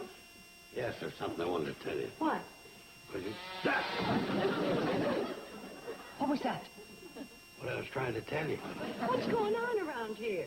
Now that you ask, Kate, the funniest thing happened. Yeah, I'm dying of laughter. Go on. Well, it seems that while I was out collecting bees, there was a slight mistake in identification. Meaning? Meaning that instead of getting bees, we got hornets. Hornets? How could anyone be so stupid as to think a hornet is a bee? That's exactly what I told that dumb dog. He's the one that found the nest, you know. And you're the one that's going to get rid of the hornets. And nobody will even be able to walk in the garden. Kate, there's another funny thing about them hornets. If you tell me one more funny thing, I'm going to cry. Well, it seems as though they like to build their houses under people's roofs. And since their nests are made out of paper, and paper's nothing but wood, well, they sort of eat their way through. Nobody will be able to walk in the hotel either. Just in the daytime, Kate. Hornets sleep at night. What about the guests? Well, we can sort of juggle a schedule. If the guests are sleeping while the hornets are awake and vice versa. We will do nothing of the kind. You will get rid of those hornets immediately. Well, I'm working on it, Kate. Steve said that we... I told you not to drag Steve into this. But he's a crop duster. Getting rid of pests is his business. Do you think he can fly low enough to dust the lobbies?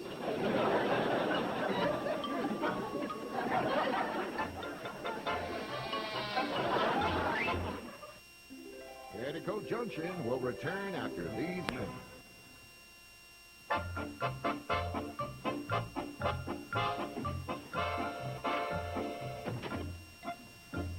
Hi.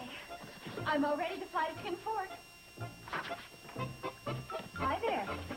I'm all ready to fly to Twin Forks. Steve. Huh? I'm ready to fly to Twin Forks. Oh, honey, I'm sorry. I can't make it today. Oh, well, that's okay. Well, I knew you were looking forward to it, but well, something came up. Oh, really? It doesn't matter. I don't want to be one of those difficult wives like I was last night. You're a good kid. Honey, Huh? what came up so that we can't make it? We still have that pact of everything above board and always tell the truth to one another? Sure, it'll always be that way. And because of this relationship, we'll never have a fight? Are you serious?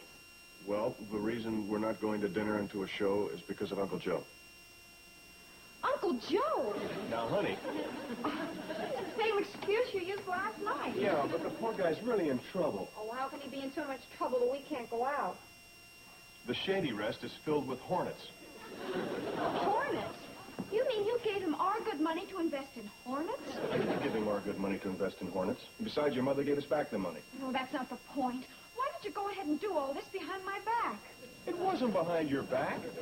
Ah, you admit it. Admit what? Oh, boy. You never really get to know a man until after you're married to him.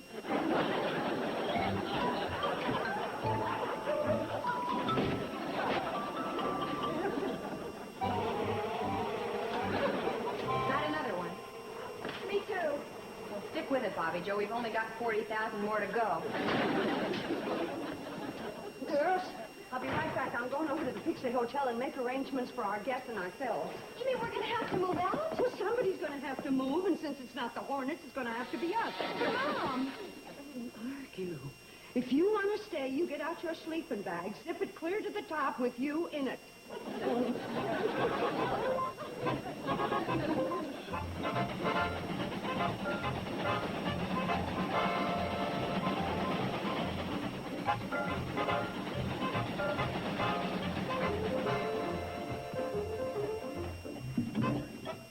What's going on here? Uncle Joe's fumigating the hotel. Oh, I thought I asked him not to do anything till I got back. He wanted to surprise you by getting rid of the hornets. Well, did he? It's hard to tell with all the smoke. We think we hear him coughing. Uncle Joe! Uncle Joe! He didn't want us to tell you, so act surprised when he tells you. As soon as I can speak, I will. Hi, Kate. Oh, Uncle Joe, for heaven's sake, if you don't stop sneaking up on me in those disguises, I'm going to have heart failure. Oh, for heaven's sake. We're in this long together, Kate, and I got the situation well under control. Where's Steve? I thought he was going to help you. Well, the boy came over here, and he meant well. He kept talking about using this regular fumigating powder. I figured, why waste all that money? So I went down and picked up 3 dozen of them highway smudge pots for 29 cents apiece. Oh, no. He has them all over the hotel, Mom. It's really awful. Yeah, it's a little hazy in there, all right. When you put on one of these war surplus masks, you don't notice a thing. Except when you're walking around in an Army surplus gas mask. I got a good deal on them by the gross. The way I look at it, we can issue each of our guests a complimentary gas mask. Ought to make a good conversation piece. I have registered the guests at the Pixie Hotel. Oh, good. When do we move? Not us, just the guests. They won't have us, will they, Uncle Joe? You still sore? Wouldn't you be? Kate, I was only trying to drum up business for the Shady Rest. Well, fine. But did you have to go around saying that the Pixie Hotel was a front for a Chinese opium den? Only joking. Joking? They chased me halfway down Main Street. Come to think of it, though, they did throw fried rice at me. do, Mom? Well, we can't stay here. Let's get up to the hotel and start packing our things. Uncle Joe, can you find our way out of here? Now, let's see. The cannonball is that way. And the water tower is this way. The pass should be... No, that's not right. Congratulations, Uncle Joe. I didn't think you could do it. What? You've lost the Shady Rest.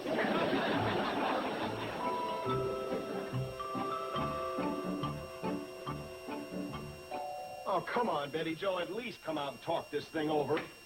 There's nothing to talk about. Oh, look, this whole thing is a big mistake. It all started out when we got on that silly always tell the truth kick.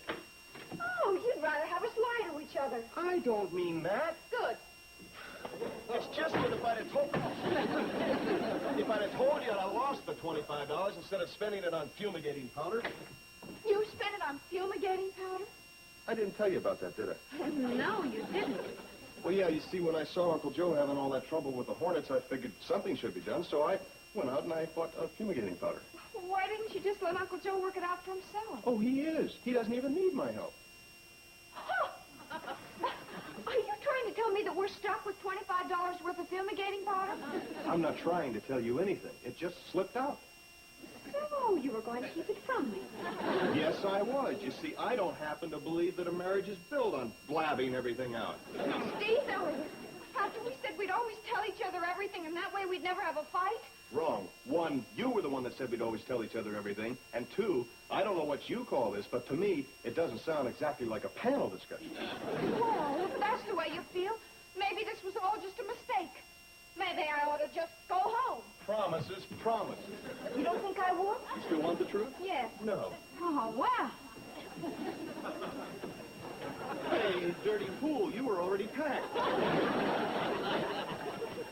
Oh, honey, Mommy. Hi, Betty Joe. Steve. Hi. Bob, Uncle Joe. You going someplace? Oh, no. I was just going to put this in the basement. You ain't got a basement. Oh, that's right. We forgot to dig one. Sweetheart, we don't have a basement. That's right, sweetheart. So why don't I try to find some room for this in the closet, okay? You're thoughtful. Honey, you want us to leave? Oh, Mom, why? Yeah, Kate. We ain't got any place to stay while they're fumigating the hotel. Gee, Betty Joe, we just hate barging in on your newlyweds like this. Yeah, we just hate it. Oh, they won't bother us. Well, Joe, that's not the idea. Now, Betty Joe, you might say we're welcome, but... But around here, we tell nothing but the truth, right, Betty Joe? Right. So, if you want to know if you're welcome, the answer is yes. Oh. Right, honey? Right. And if there's anything any of you want, just speak up. How about dinner? Uncle Joe. Uncle Joe. Uncle Joe. Holy smokes, telling the truth around here could get a guy murdered. Telling me.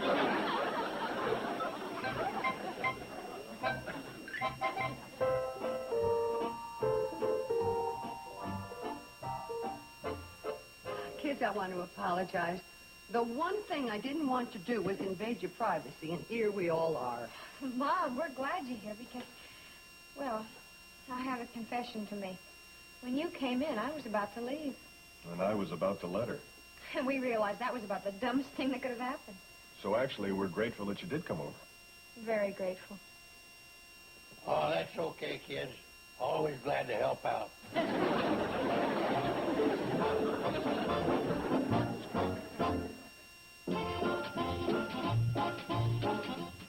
Tomorrow, Nick at Night's TV Land wants you to be an informed voter. Tune in for a 6-hour marathon of politically themed episodes, retromercials, and rare documentaries. Hosted by presidential candidate Pat Paulson. Vote for TV Land tomorrow night, starting at 8 Eastern, 5 Pacific.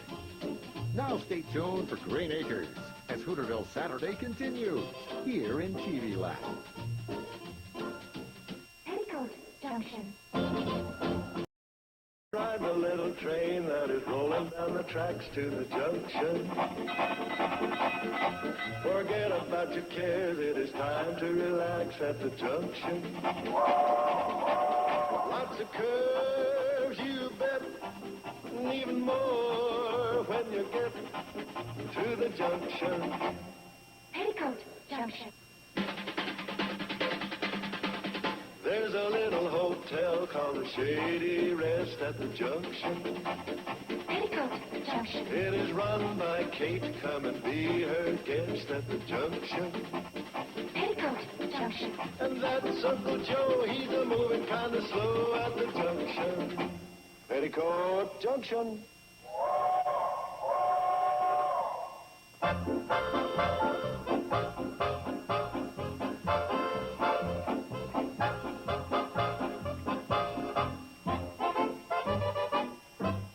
What do you mean I'm overdrawn? My account can't be overdrawn. Look, I ought to know. I'm the only one that writes checks on it. Except, of course, for my wife, and I know darn well that she wouldn't. Oh? Well, she did, huh? Oh, well, thank you. I'm sorry.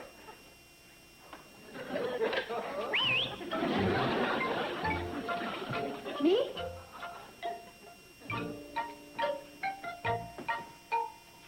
Oh, what is it, dear? Some problem? That was the bank. It was. How are they? Fine. They wanted to congratulate you For what? for winning. It seems that you got to the takeout window before I got to the pudding. Put her there, champ. No, you'll squeeze. That's not a bad idea. Anyhow, how could you be overdrawn? You got the $100 bonus from Mr. Kiley. I haven't put that in yet. Oh, that's how you could be overdrawn. That's right. Do we have to discuss this now? This is not a discussion. I simply want to make a proposition. Oh?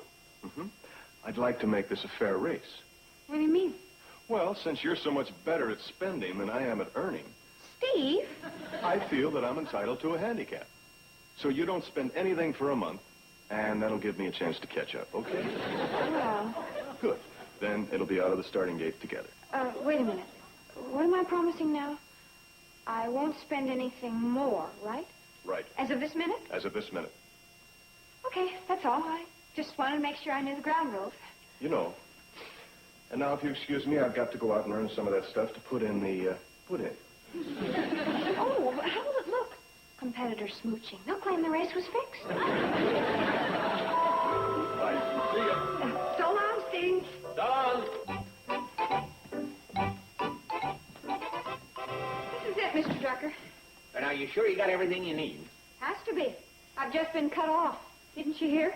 Oh, your credit's always good with me. I know. But this is really all for now. Okay.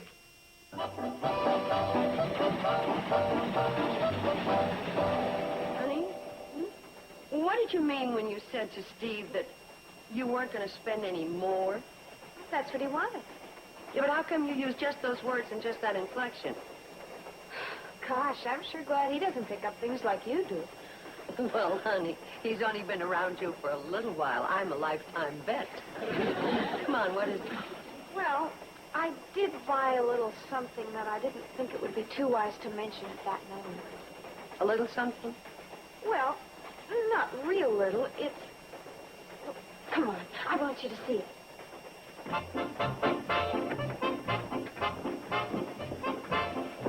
Where is it, dear? Oh, no. Not this. Sure. Well, what do you think of it? Well, it's certainly dresses up the baggage car. You like it, don't you? Oh, of course, dear. Of course. But, your little house? Uh-huh. Oh, I know it's a little big, but... A little big? Well, I'm not so sure that the house couldn't fit in it. Oh, Mom, I've always heard where guys love big sofas. And this was such a great bargain. Only $100 at Agnes. Oh, bad day at the takeout window. Steve doesn't know about this, huh? Not yet. When do you intend telling him? Well, first, I was trying to think of how to tell him. And I have a wonderful idea. Oh? I think it would be great if somebody who knows him, someone he respects and who's reliable, came up to him and said, "Say, Steve, you lucky dog, I see where your clever little wife has just made a sensational deal on a terrific sofa." That's what you thought somebody could say, huh? Uh-huh. You know, just sort of work it into the conversation. The answer's no. But, Mom... This is strictly between you and Steve. Just leave me out of it. I was afraid of that. Well, I guess I'll just have to wait till the right time and tell him myself. Betty Jo, the right time? Well, don't you think that the subject might come up when he sees this thing in the living room? Well, I've got a deal with Floyd.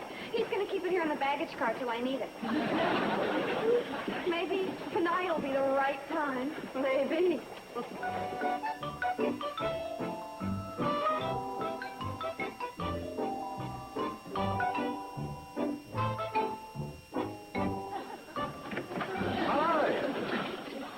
Well, what have we got here?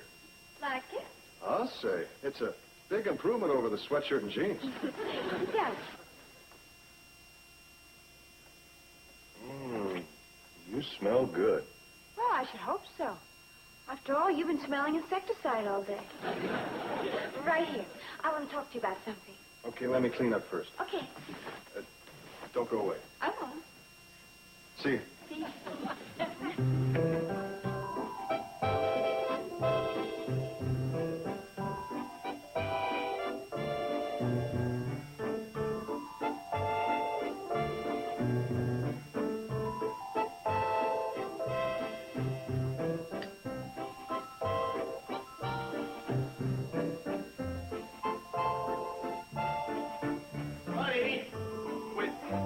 What gives in here anyway?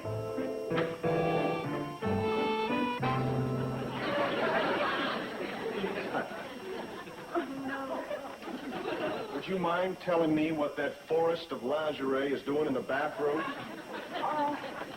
Well, I guess I did hang up a few things in there. You guess it.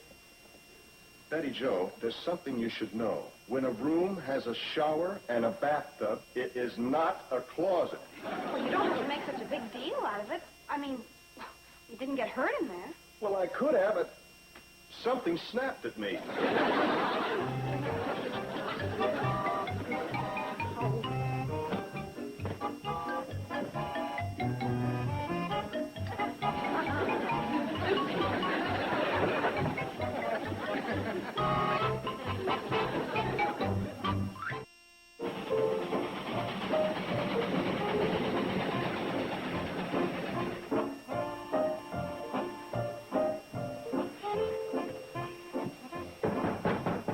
Open up, Joe.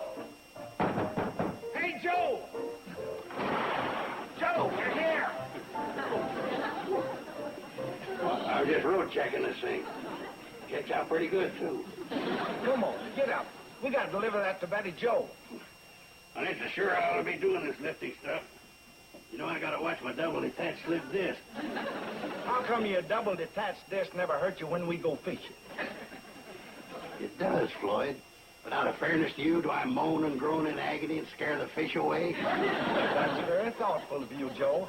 But let's get this sofa out of here.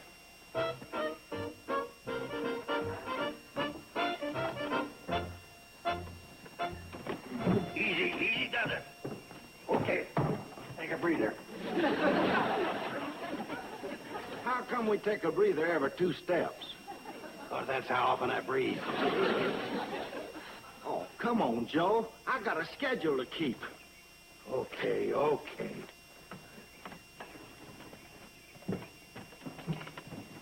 That's good. What do you mean that's good? We still got 2 feet out here.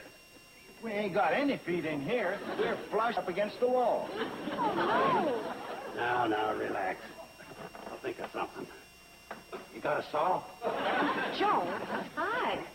Well, I see you cleared things up with Steve. Not exactly.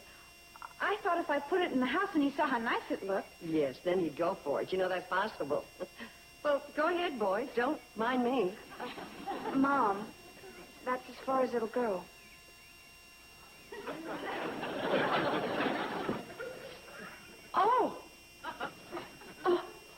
It is. Steve's bound to notice it doesn't fit. Yeah, he's a pretty sharp fella. What am I going to do? Well, I'd say that this calls for Short a sofa or a longer house. That's what I said. Kick out the wall and... Oh, no, Steve would never stand for that. Oh, he loves this place just the way it is. Well, then I guess you'll just have to take the sofa back. Which is the one thing I can't do. Why not? The man said no refund. Oh, they all say that. He meant it. They mean it. You wouldn't stand still for a thing like that, would you, Kate? Matter of fact, I wouldn't. Oh, thanks, Mom. You're terrific. What? Oh, I would never get by with taking it back, but you'll know just what to say. I can always count on you, can I, Mom? Oh, yeah, you can count on me. Me and my big fat mouth. Well, boys, let's take her back to the cannonballs. Uncle Joe, I think it's the other side. Slim slip disc can slip around, you know. Come on.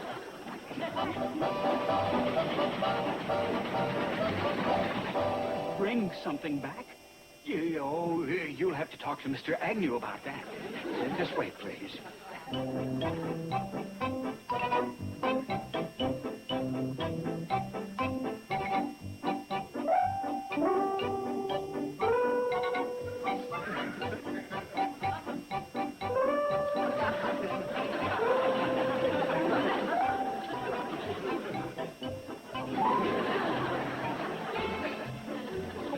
Trying to tell me something.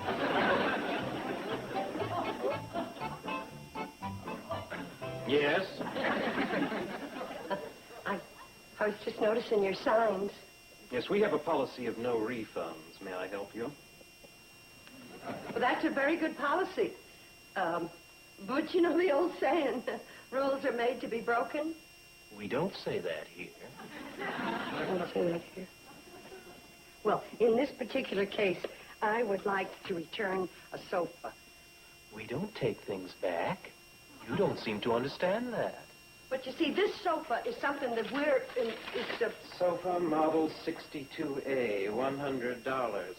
Oh, you got a bargain. This is the long one. I know. I mean the real long one. I know. But that's the problem. You see, it's too long. Want to buy a short one? No. I just want a refund on that one. I'm sorry, our policy is ironclad. Not even if we take less than we paid for it? Less? Say, $90? Well, you say rules are made to be broken. Sign here. Hi, Sam. Oh, hi, Steve. Sam, I'd like to apologize for yesterday morning. Apologize for what? Well, for that little spat that Betty Jo and I had. Oh, that. Forget it. I didn't pay one bit of attention to that. Good. Not one bit. Good. Tell me, is Betty Jo really overdrawn at the bank?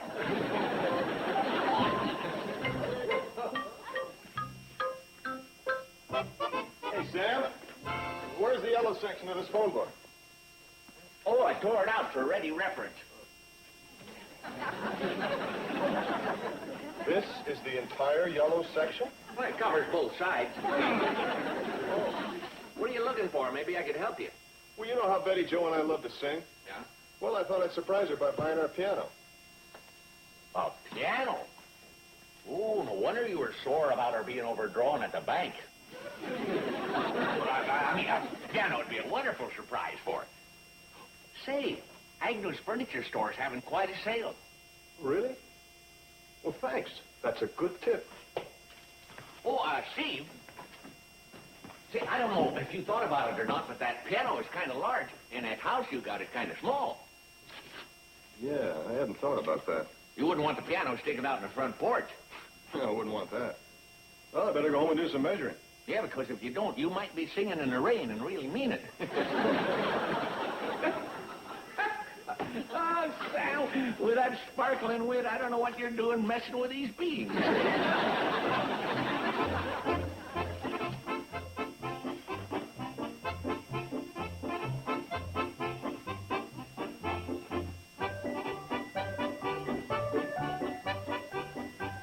are you doing? I'm measuring the house. Well, it just occurred to me that we've never measured our house. And what would you say if someone came up to you and said, how big is your house? Small. Yeah, it is, isn't it?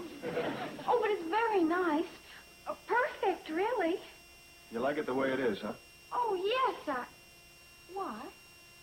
Well, I was going to ask you something, but, you'd never go for it. What is it? Well, what's the difference? The way you feel about the house, you'd never go for it. Steve? All right. I was going to ask you about maybe knocking out this wall here, see? And then over here we could put in a... I'll go for it. Huh? Oh, darling, I think it's a wonderful idea.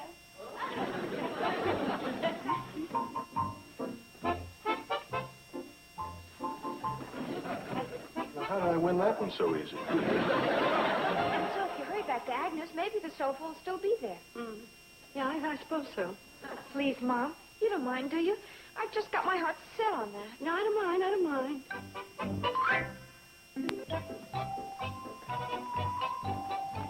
Hello there. We made a deal. Yes, well, I've come to make another deal. I want to buy the sofa after all. Well, I don't understand. You do? Well. You still have it?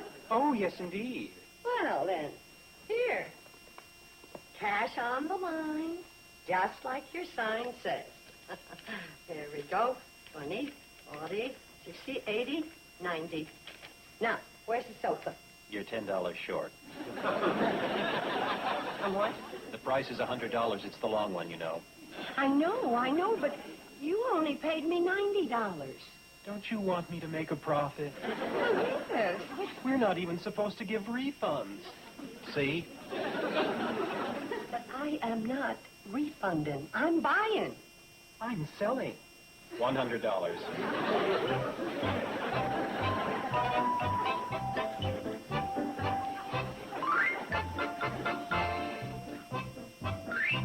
Oh, gee, thanks, Mom. You're terrific. Oh, that's okay. Anything for you kids. How's the remodeling job coming? Steve's got the wall knocked out. I'm keeping the sofa on the train till the work's done. Hey, Betty Joe, guess what we found out? We know why Steve's remodeling the house. Mr. Drucker let it slip. Well, what is it? Steve is going to surprise Betty Joe with a piano. A piano? Isn't that great? That's why he's enlarging the house. Oh, and I had to go and ruin his surprise by buying the sofa. Oh, Mom. You mean you want again? Oh, no. Oh, but, Mom, you can do it. You're used to dealing with him. Boy, am I used to dealing with him.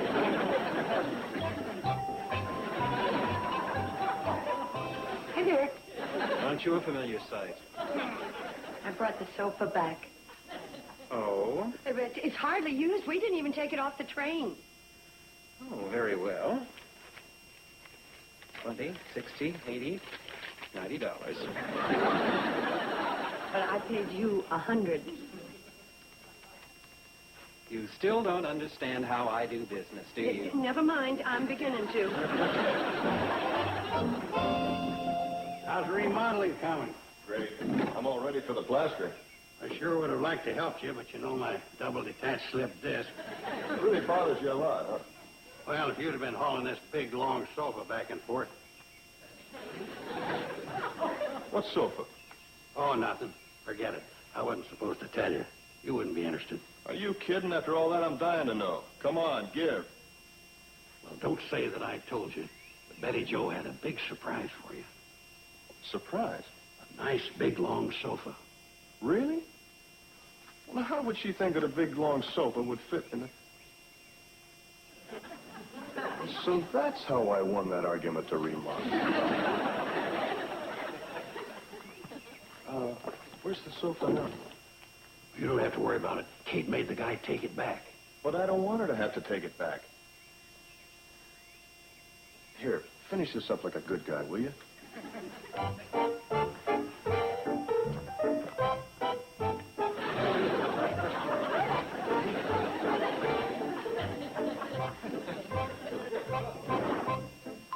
Oh, please. You can get it back, can't you? I'll give up a piano. Steve, what you don't realize All is I that... know is if it's what'll make Betty Joe happy, then it's what I want too. Oh, Mom, isn't that a beautiful gesture? It restores my faith in husbandry.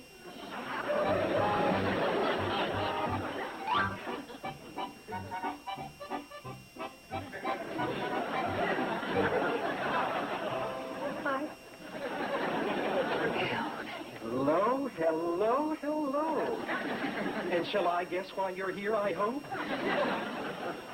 Splendid. I'm telling you, I may close the rest of this store and deal exclusively in this one item. And you'll be my only customer. There we go again.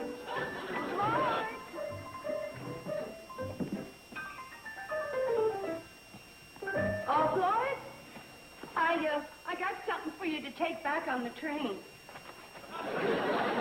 Seems like I've seen that someplace before. Well, detached disc just leaped up to quadruple detached. There you are, Floyd. Kate, you know me. I'm a very patient man. And this business of lugging this sofa back and forth is plumb wearing us down to a frazzle. Well, I'm with Floyd. And before we make one more move, let's have a meeting of the minds, if there's any minds left, and get this thing straightened out once and for all. Betty, Joe, and Steve, Yes, Uncle Joe? you agree this sofa should go on the train and back out to your place? Yes. Okay, now we got that settled. The piano comes off the train so they can go back to the store, right? Yes. Right? Okay, just so that we understand each other. Come on, man, let's go. Wait a minute. I've changed my mind. I think I'd rather have the piano than the sofa. Betty Joe, what are you talking about? A home isn't a home without a piano. But the sofa's more practical. But music is something we both enjoy. I realize that, but the sofa's something we can use right now. Well, then why did you go ahead and buy the piano? Honey. We're young now. We don't need it. But we don't need it. Floyd. More fun sitting at that singing around. I think this calls for a cooling off period before they make a decision. So why don't you, Music? Just listen to me for 1 minute. Why don't you listen to That's a good idea.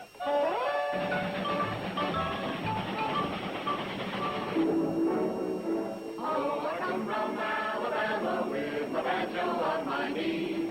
I'm going to Louisiana, my true love for to see. It rained all night the day I left, the weather it was dry. The sun so high, I rose to death. Susanna, don't you cry. Oh, Susanna, don't you cry for me. I come from Alabama with the banjo on my knee. Oh, Susanna, don't you cry for me.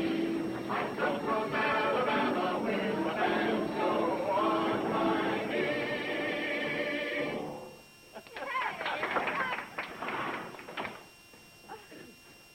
Oh, Floyd, we're sorry you missed out on the singing.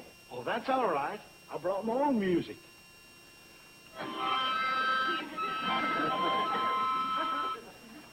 Gotta watch it, though. It comes out so beautiful it allows me to sleep at the throttle. Well, kids, what'll it be? Piano or the sofa? Golly, Mom, they go together so well. I wish we could keep them both. Steve? Well, okay. I'll race you to the put-in window.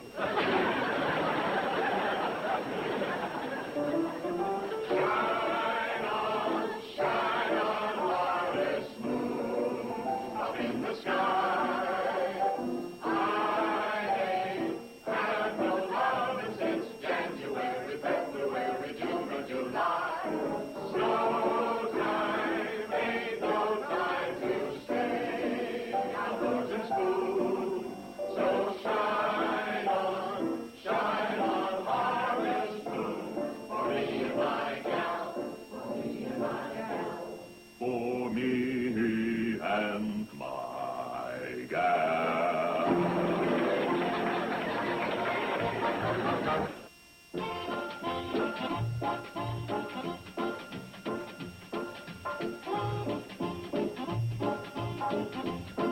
Up next on Nick at Night's TV Land, Green Acres. Stay tuned.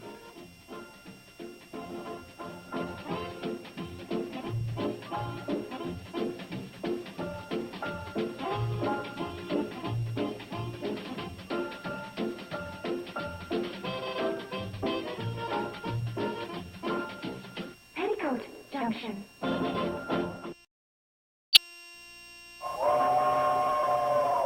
Come ride the little train that is rolling down the tracks to the junction.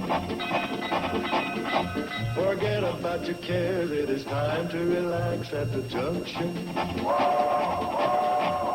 curves, you bet, and even more when you get to the junction. Petticoat Junction. There's a little hotel called the Shady Rest at the junction. Petticoat Junction. It is run by Kate. Come and be her guest at the junction. Petticoat Junction. And that's Uncle Joe. He's a moving kind of slow at the junction. Petticoat Junction.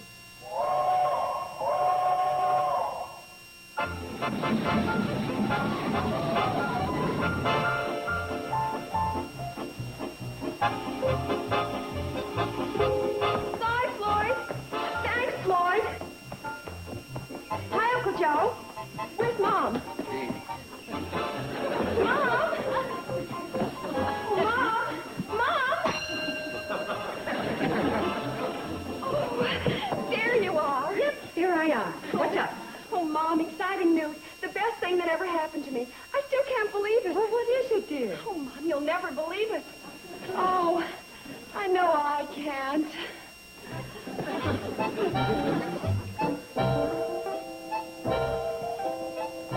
What's with her? All I know is that we won't believe it. Well, Jeff Powers and I are going to put out a local newspaper together. I don't believe it.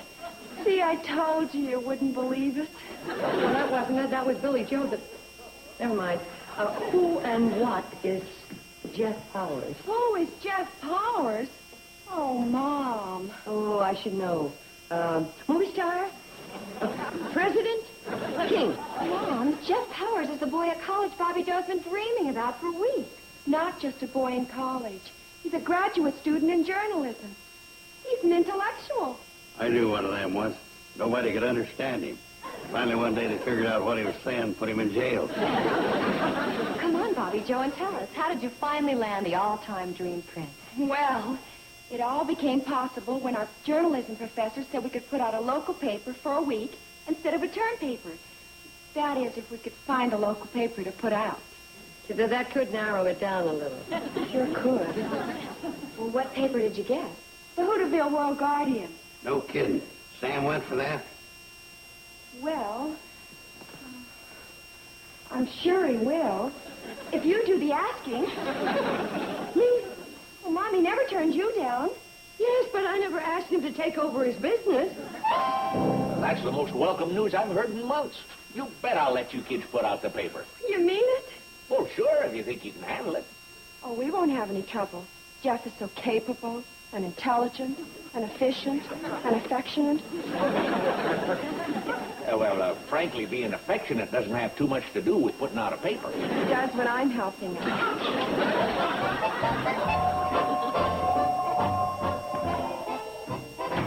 It's him.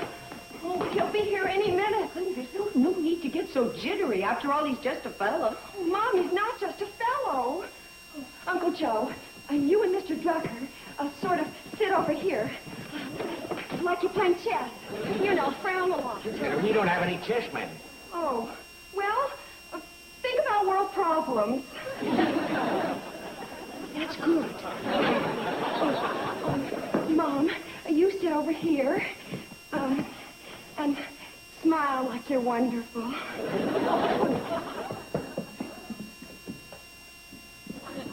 Hey, what'll I do? Oh, you can help Mom. And don't look too pretty. That's right. Don't overdo it.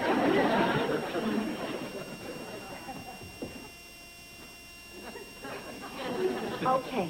Now, this is just our family in an average evening at home.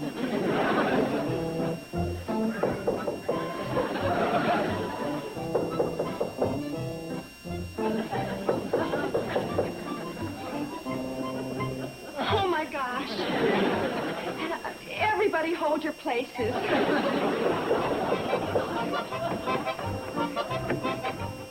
Hi. Jeff, how nice of you to drop by. Well, this is the time you told me to come. Oh, of course. Do come in. Thank you.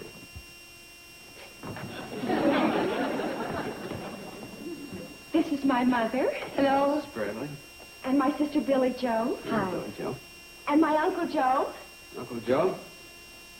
And Mr. Sam Drucker. Mr. Drucker, how do you do? This is Mr. Magnificent. It's his brain. Inside, he's beautiful. Mr. Drucker, I've been waiting to meet you, sir.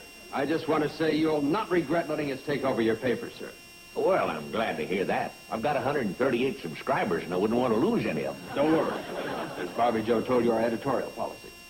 No. We're going to be fearless, tough, incorruptible. We're going to hit hard, and let the chips fall where they may. Right, sir? Oh, sure, right.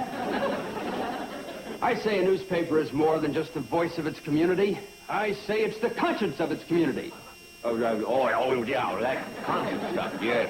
Only last week I came out flat-footed against sticking gum under the seats at the bandstand. But what about slum clearance? Integration, urban development, power politics, foreign aid. How about that? Yeah, how about that? Bobby Joe, why don't you take your friend into the dining room and have some punch and talk over your plans? Oh, right. We'll go and have some punch and talk over our plans. Well, I can see we're going to have to roll up our sleeves.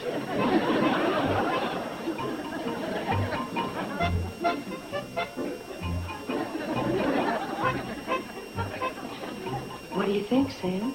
Yeah, Sam, what do you think? Well, I think I better stick pretty close to the store while they're putting out that paper. Where is our irrigation dam, Mr. Cooper? What's all this?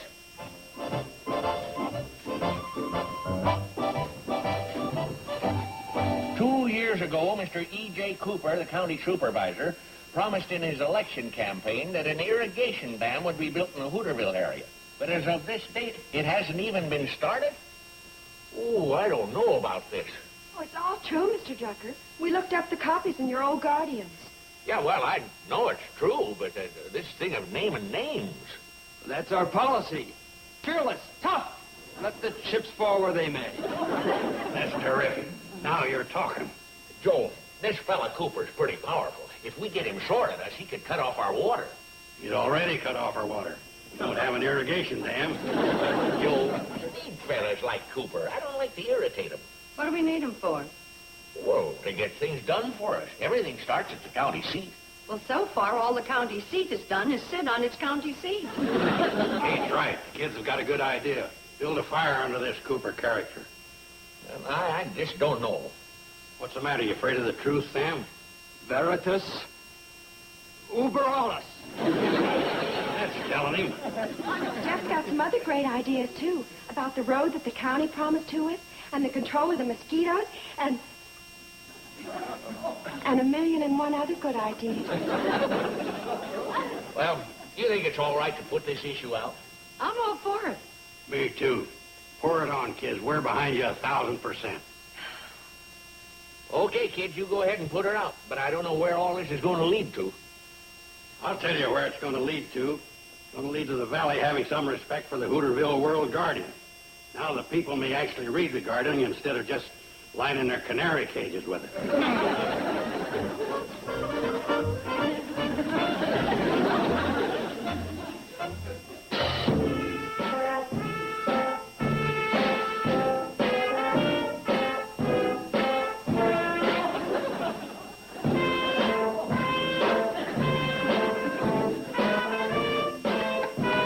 Hold it. Somebody's off here. Sam, will you take them last few notes again? Sorry, I thought it was you. Let's take it again. Sam, wake up Grandpa, will you? Grandpa! Grandpa, will you stay awake? I love a piece of cake. Dag nabbit, Joe, will you stop talking to him? It cost me $5 every rehearsal. All right, now let's take it from the top again. 1, 2, 3.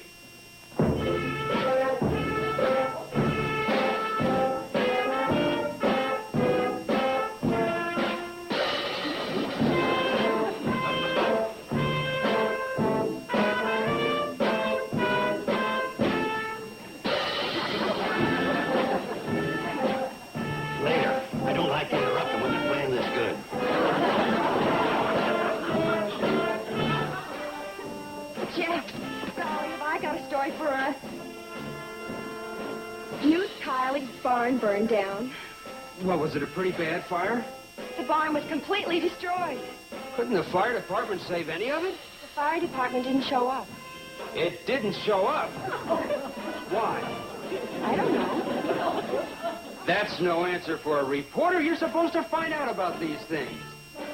How? Inquire around. You dig. That's what a good reporter does.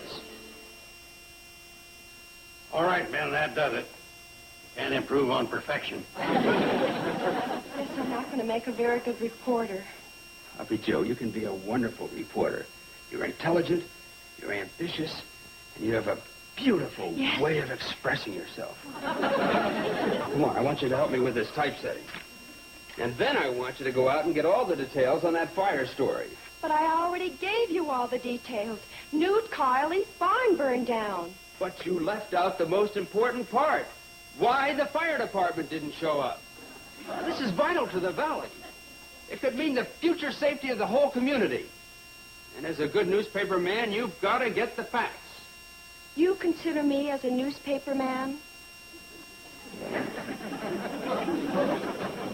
A newspaper woman. That's better. Come on, let's go with this typesetting. How do you do that? I'm sorry. Look, first you take this. Then you take the type. And you do this. Golly. Publishing a newspaper is exciting. Yeah. Come on, there's work to do. You try it. I wonder if William Randolph Hearst had this problem. Hi, Mom. Well, if it isn't our favorite five-star reporter. And how is the newspaper world? Not bad. Did you hear that Newt Kiley's barn burned down? No, when that happened? This afternoon.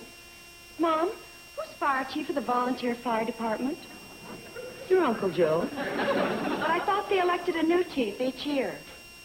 Well, they're supposed to.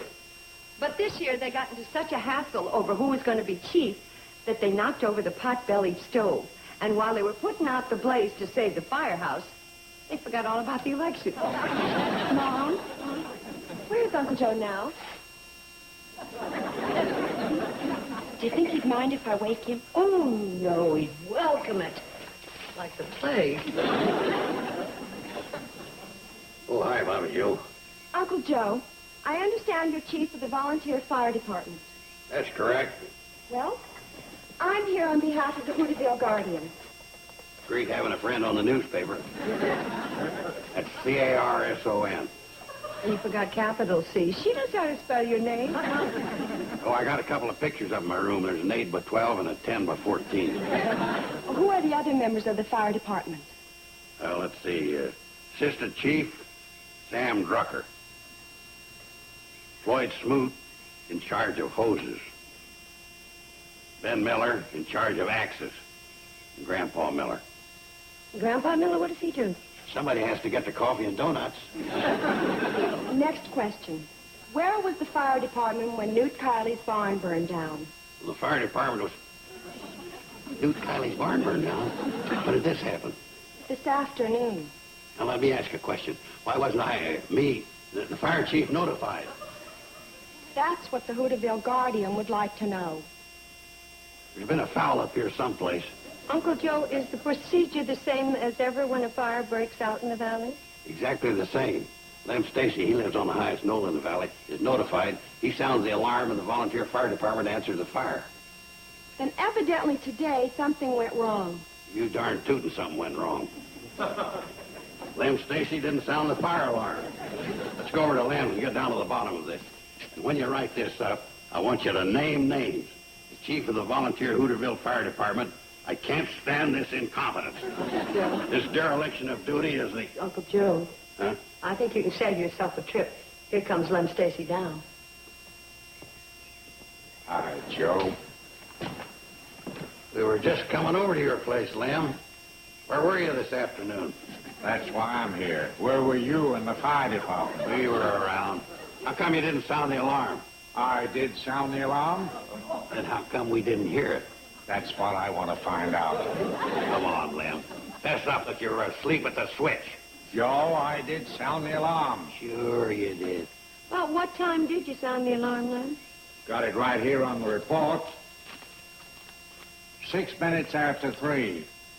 Uncle Joe, what time did you call rehearsal for the volunteer firemen's band at San Drucker's?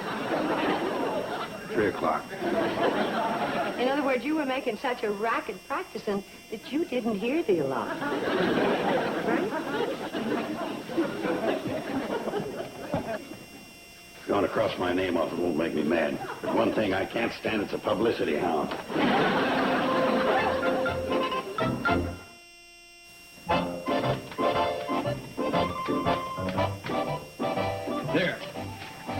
There's the lead story for today's issue. Thanks to the deft reporting of my ace reporter. Newt Kiley's barn was burned to the ground when the Hooterville Volunteer Fire Department failed to answer the alarm. Fire Chief Joe Carson admitted that... Jeff, you can't print this. What do you mean I can't print it? It isn't right. It isn't right. Well, that's exactly what happened.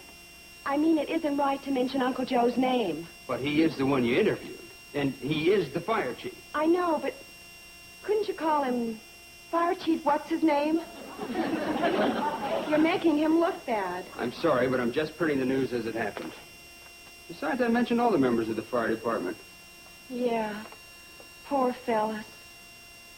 I've got it. Couldn't you call them Fireman 1, Fireman 2, and so forth? I mean, Joe, you just can't feel that way. In the newspaper business, you've got to be objective, tough, strong, fearless.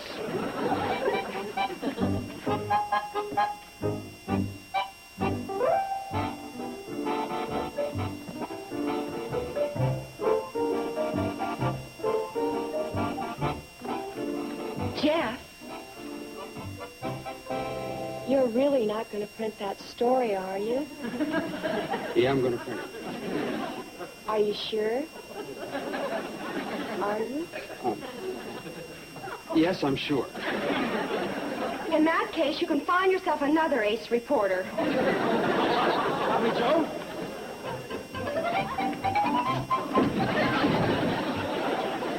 Tough, strong, fearless.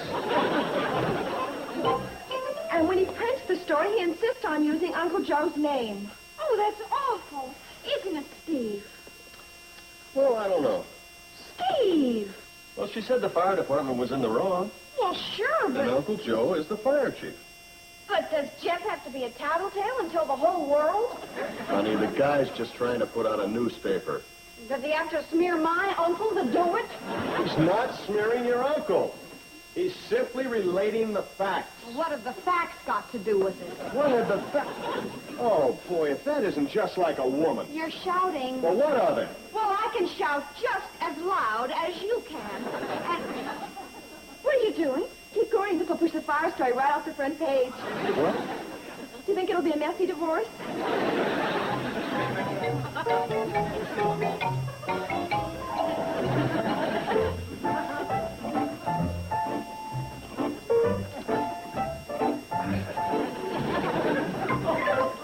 Well, if that's the way you want to be about it. Scoop killers.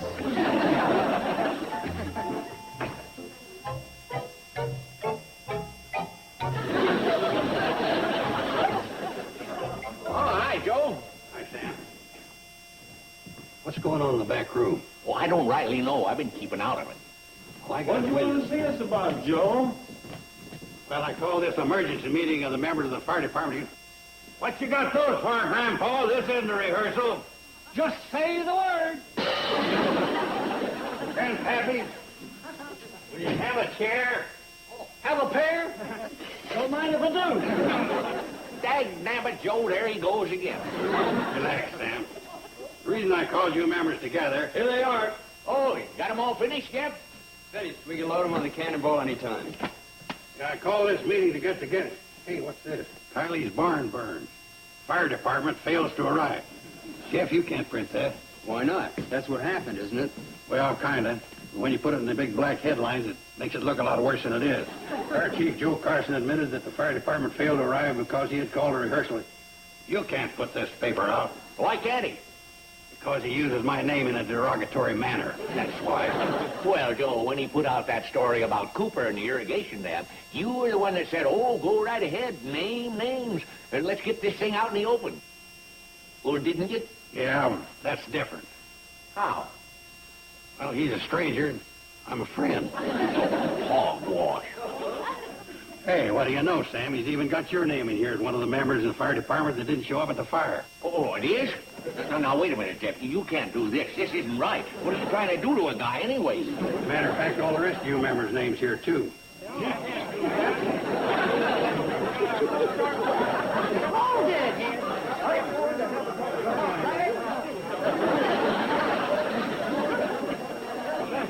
Sam, when are you going to start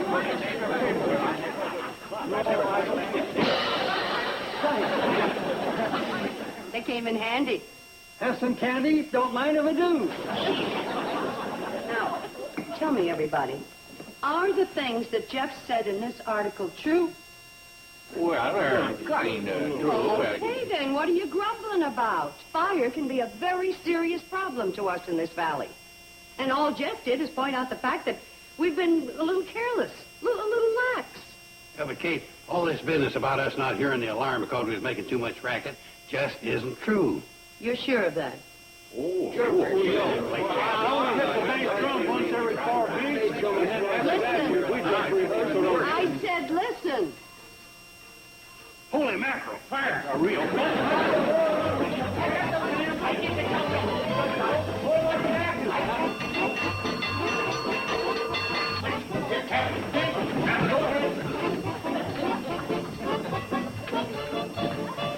Grandpa! Huh? Let's get going. Chuck! Around there. I ain't missed a chorus yet. I'll fight the fire without donuts. Donuts?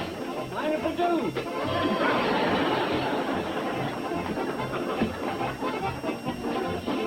Sam, get the hose.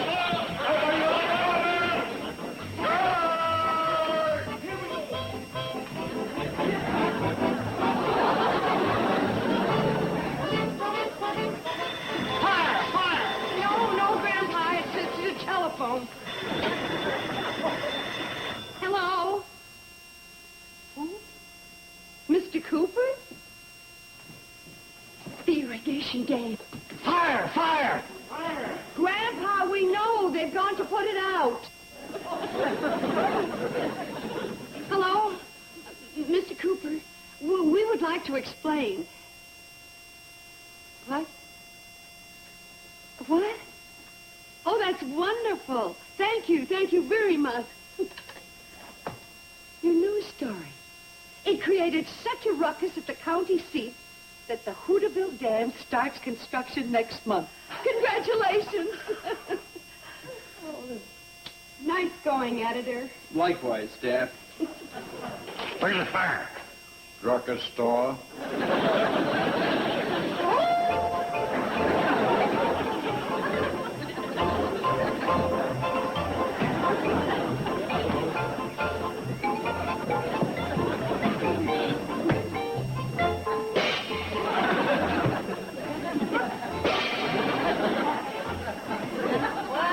You missed the fire. Yeah. You see, we were downwind of the gong and upwind of the fire. And Sam, you'd better write up this one.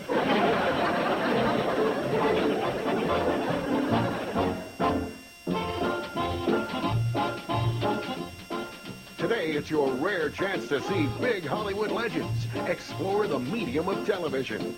Our stars this week are Kim Basinger, Julie Andrews, and Rock Hudson on Big Star's Little Screen. Our Saturday Cavalcade today, starting at 12 noon Eastern, 9 Pacific, only on TV Land. Now stay tuned for Green Acres as Hooterville Saturday continues here in TV Land. Petticoat Junction.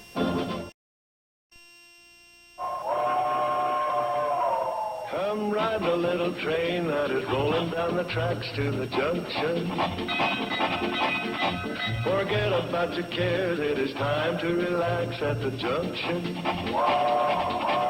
Lots of curves, you bet, and even more when you get to the junction. Petticoat Junction.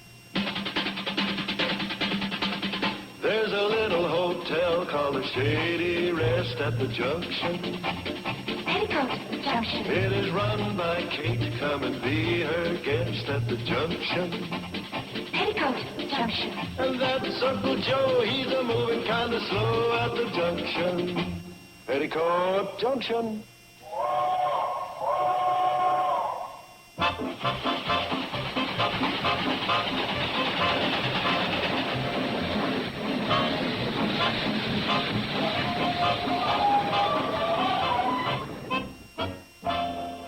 Here we are. Mr. Marshall, how long do you plan to be with us, sir? Oh, 3 or 4 days. Oh, and I'll be expecting my daughter Millicent to join me. We'd like rooms on the same floor if that's possible. Oh, I think so. We only have 1 floor. I'll show you to your room. I hope you'll find the accommodation satisfactory. Oh, you're going to carry it? Well, we don't exactly have a large staff. Oh, that's all right. I'm sure I can manage it. Thank you very much.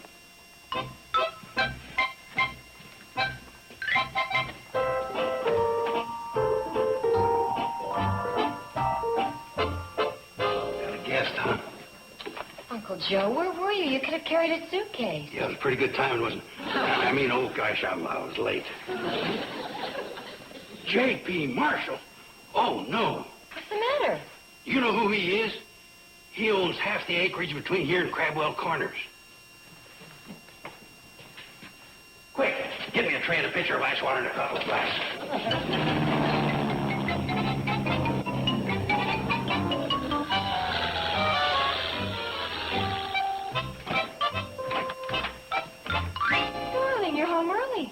Did you finish with the Bennett job? Yeah, I finished. Completely. Did you have a falling out with Mr. Bennett? Well, let's see. First, he made some mention of my antecedents, and then I made an excellent suggestion as to where he could take his business, and then, yeah, I guess you could say we had a falling out. Honey, I don't mean to interfere with your business, but, well, Mr. Bennett has been a good-paying customer. Well, honey, if you're suggesting that I become an apple polisher just to get a job, you can forget that right now. Okay.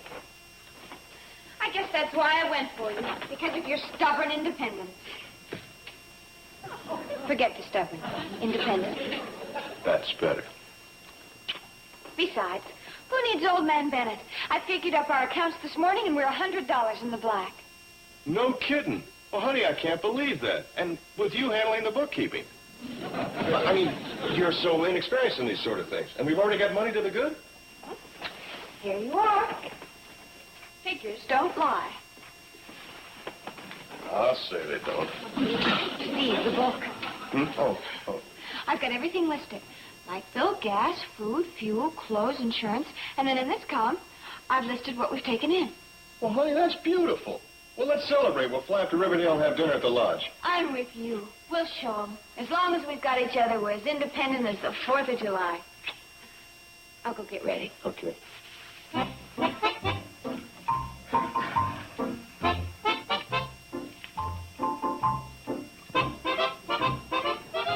Honey? Yes, darling? I hate to bring this up, but where are the house payments? The what? The house payments. Shouldn't they be listed here? Oh, darling, of course. Where? Silly, under expenses. See, it's,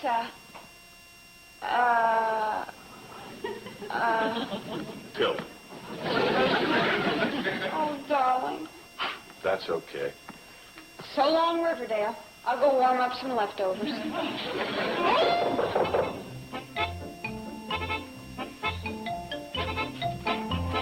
Special Shady Rest room service. Oh, fine. Here we are. Thank you, sir. All right.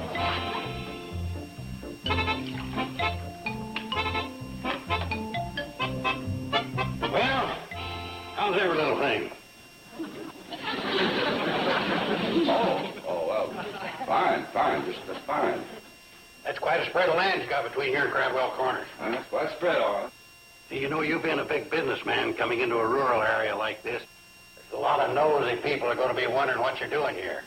Oh, are people like that around here? Oh, yeah. Real nosy. Well, that's the way people are. Yeah. Some of them won't be able to sleep nights wondering what you're up to. Oh, that's a shame. Real nosy. You know, I'd hate to have those real nosy people go through such anguish.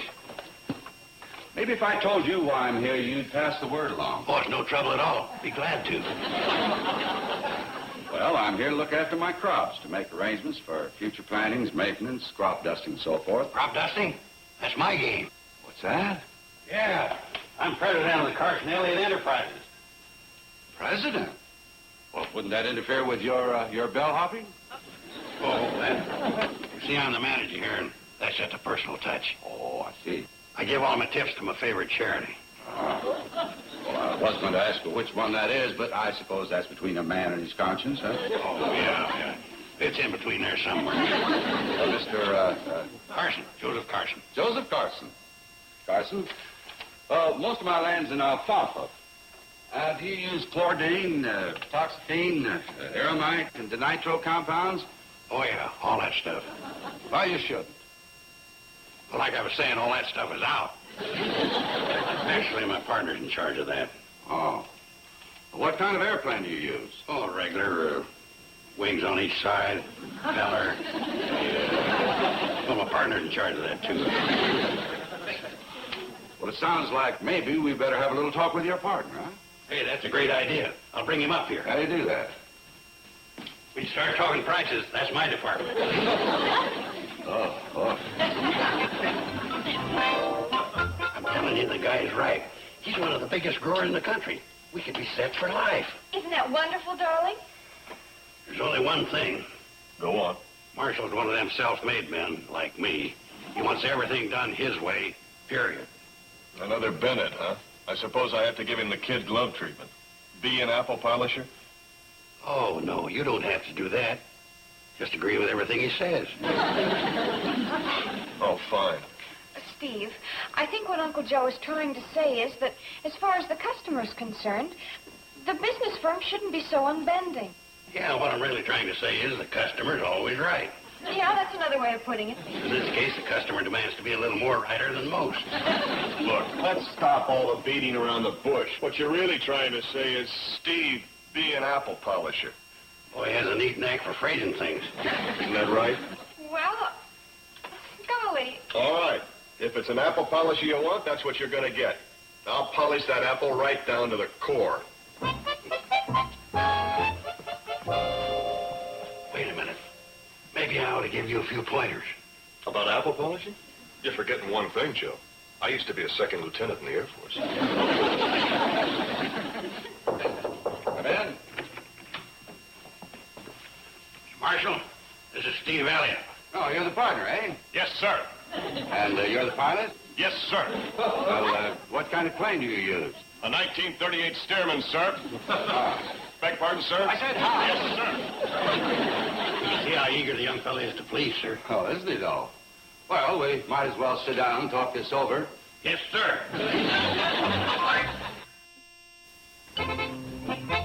Anything you want to say to Mom? Just tell her we missed her and to hurry back. Billy Joe!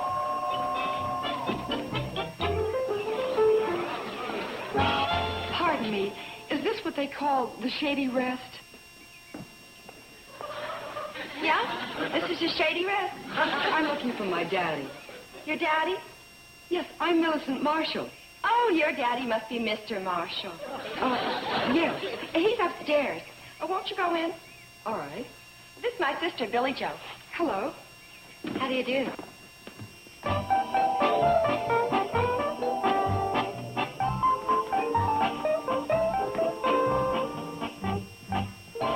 Would you like to register, Miss Marshall?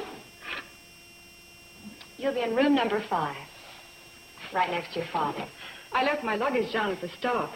I looked all over for a red cap, but I couldn't find one. Well, we'll take care of it.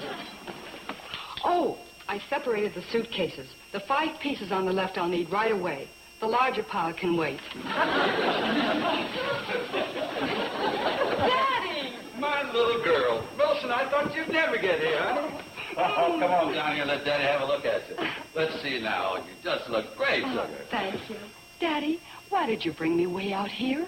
It's so isolated, so Dollsville. No, baby doll. One day this land will all belong to you. I realize that, Daddy, dear, but still and all, when I think of myself... Yes? Yes, dear?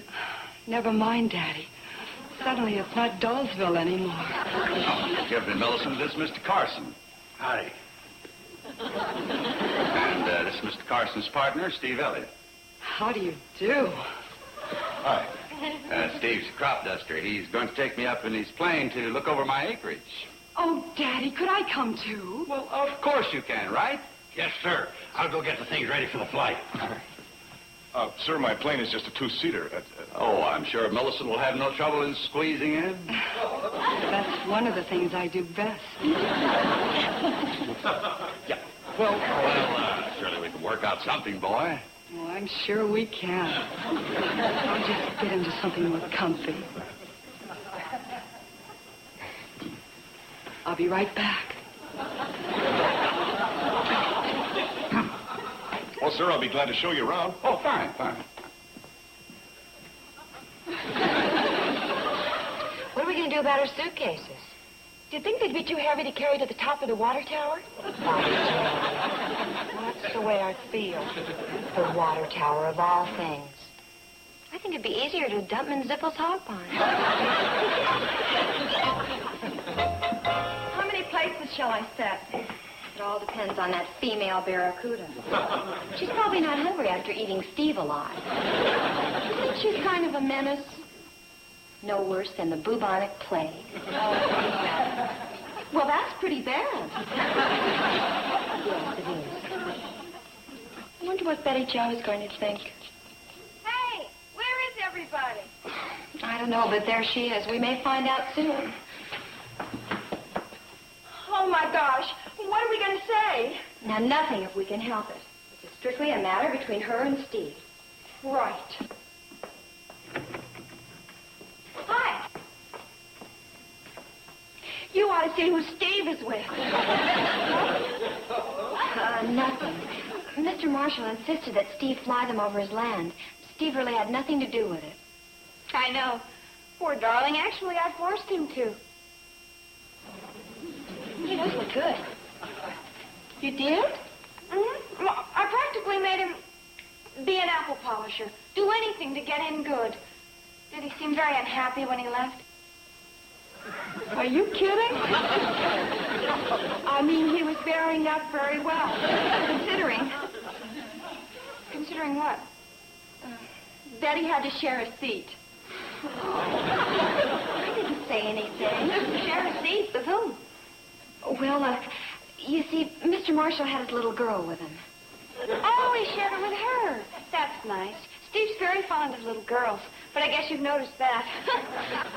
We did this time. What is the little girl, 10? 12? 14? That's as far as I care to go. Let's try 38. 38? 38, 24, 34. You're kidding. Oh, please tell me you're kidding. Hey, everybody, we're back.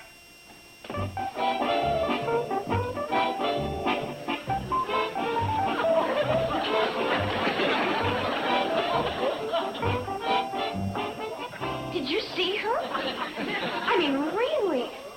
Why, she's... Oh, I just hate that in a girl.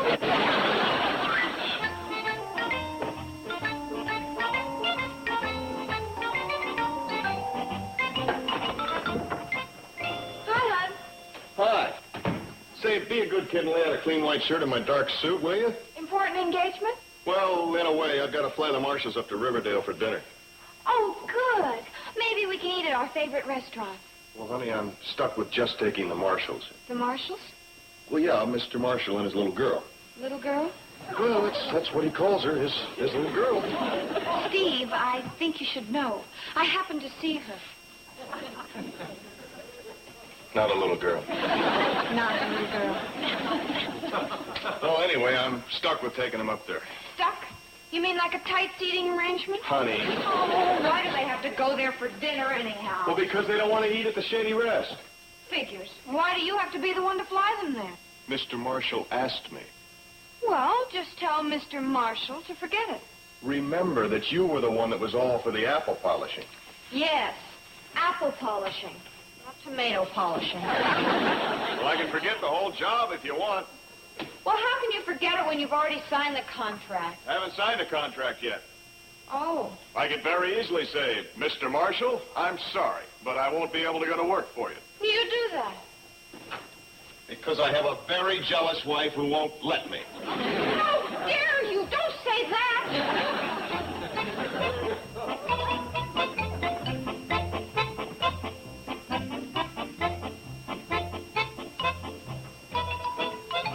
It's awful quiet in here.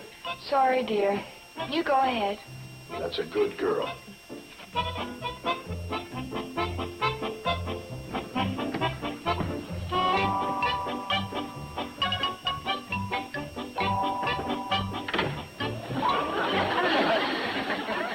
Hi, dear.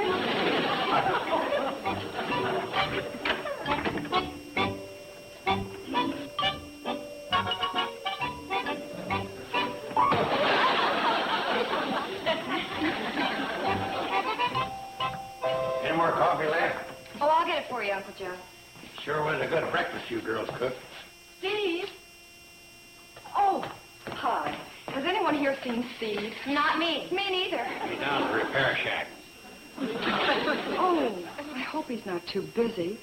I wanted him to take me to town so I could have my hair done. Oh, this is his busy day. Very busy. Oh, dear. Kids, he ain't that busy. He can take time out any time to fly anywhere you want to go. Oh, that'd be wonderful. Hey, watch it, Billy Joe. Sorry. Would you mind telling him I'll be ready to leave in about an hour? I'll go right down there now and give him the word. You're an awfully sweet man.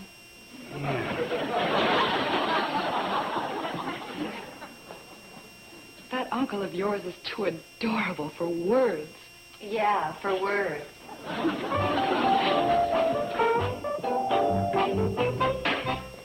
Designing females. Yeah, and the designs are all over Steve. The billboard. Poor Betty Joe. Hi. Hi. We were just talking about you. Betty Joe. Golly, when people come in, you don't say, hi, we weren't just talking about you. That's okay. The way things are going now, what else would you be talking about? Have you seen my friend? Well, I guess we may as well tell you. She was just in here asking for Steve. She wants him to fly her into town so she can get her hair done. Oh, no. I've got to do something to combat this. We've got some glue and a bunch of feathers in the chicken coop. Trying to help. I think the only thing you can do is remind Steve that he's a married man. Yeah, he hasn't been married very long. Maybe he could use a reminder. Yeah.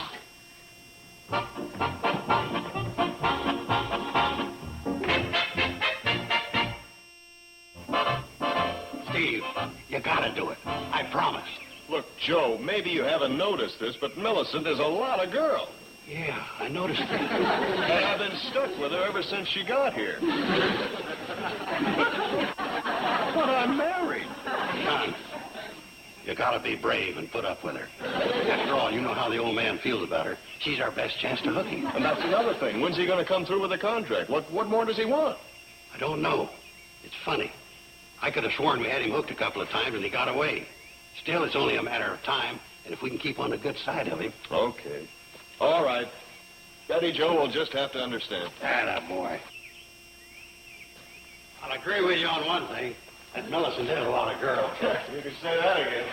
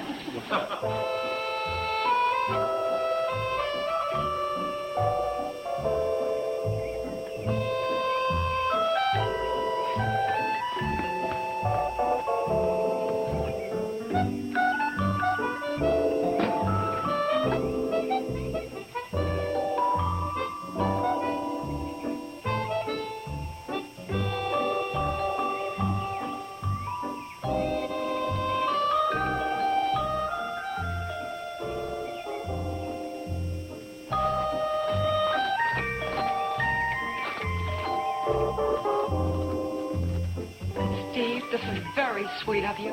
Very sweet. Yeah.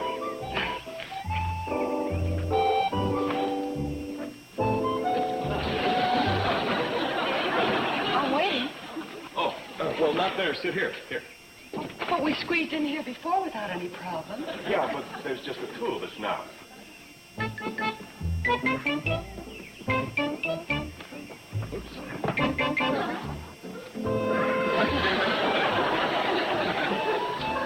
I'll start the engine.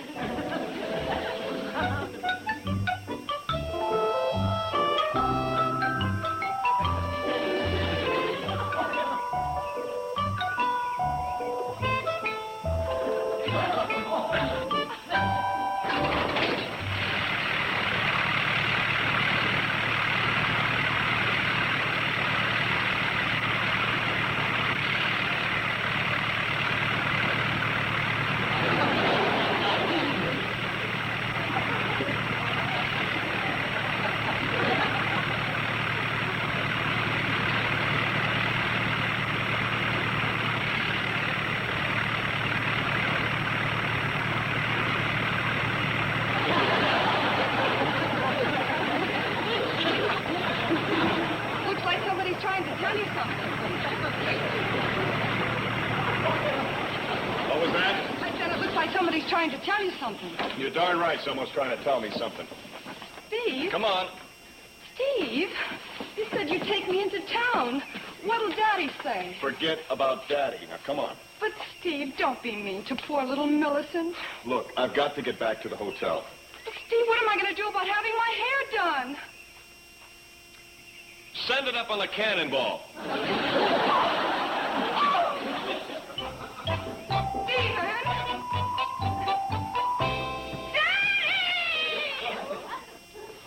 What's going on here? What have you done to my baby? Your baby is all right. And so am I now. What?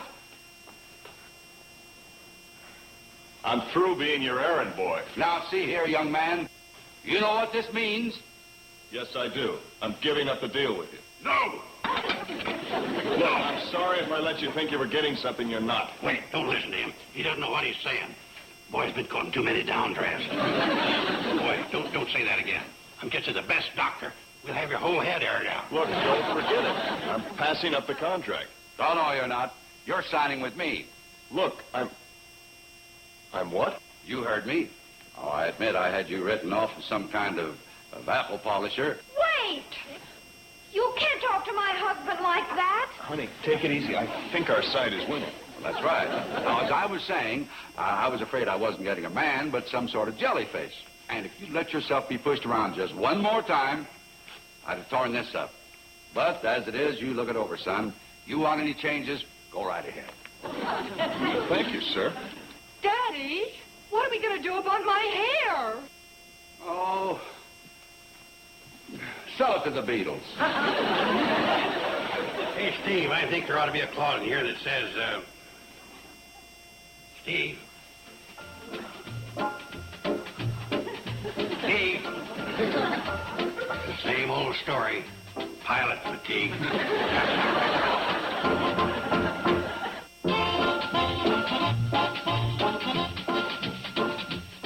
All month long, Saturday Cavalcade pays tribute to one of this year's inductees into the Television Hall of Fame, Aaron Spelling. Tune in for some of Spelling's early and rare television work made decades before Beverly Hills 90210. This Saturday starting at 12 noon Eastern, 9 Pacific, only on TV Land. Now, stay tuned for That Girl, next on Nick at Night's TV Land. Petticoat Junction.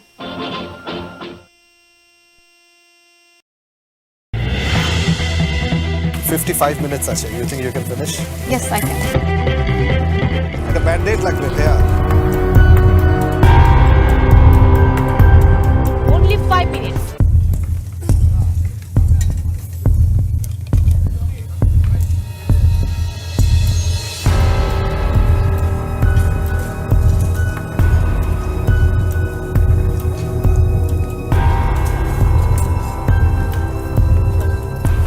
দিবা কি বানাচ্ছেন? আমি বানাচ্ছি প্যালেস্তানিয়ান মাকলুবা। 55 minutes আছে. You think you can finish? Yes, I can, inshallah. Good luck. Thank you, sir. Hello. কি বানাচ্ছেন আজকে? আমি হচ্ছে কাশ্মীরি পোলাও আর হচ্ছে কোকোনাট দিয়ে হচ্ছে চিকেন কারি। কোকোনাট কিভাবে ইউজ করেছেন? আমি হচ্ছে বেসিক্যালি কোকোনাটটা গরম পানি দিয়ে দেন হচ্ছে একটা সুতির কাপড় ছিল দেন ওটাকে করছি স্টেইন করে নিছি। So just the extract. Yes. Good luck. Okay, best of luck.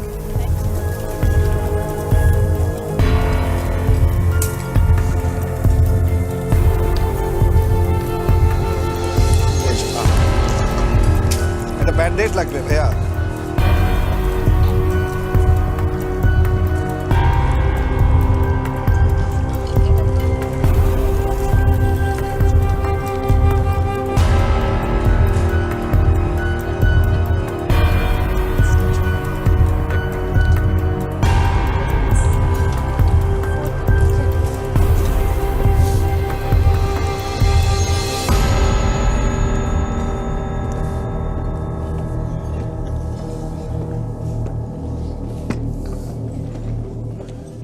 Okay participants, আর মাত্র 30 মিনিটস বাকি আছে। সো এই সময়ের মধ্যে আপনাদের প্লেটিং কমপ্লিট করতে হবে এবং একই সাথে কিচেনটা ক্লিন করতে হবে। আমি অনেককেই দেখতে পাচ্ছি যে প্লেটিং ডান, কিচেন ক্লিন করছেন, সো তারা কিন্তু এগিয়ে রয়েছেন। বাকি পার্টিসিপেন্টসদের এই 30 মিনিটের মধ্যে সবকিছু কমপ্লিট করতে হবে, দেন ফুড টেস্টিং শুরু হবে।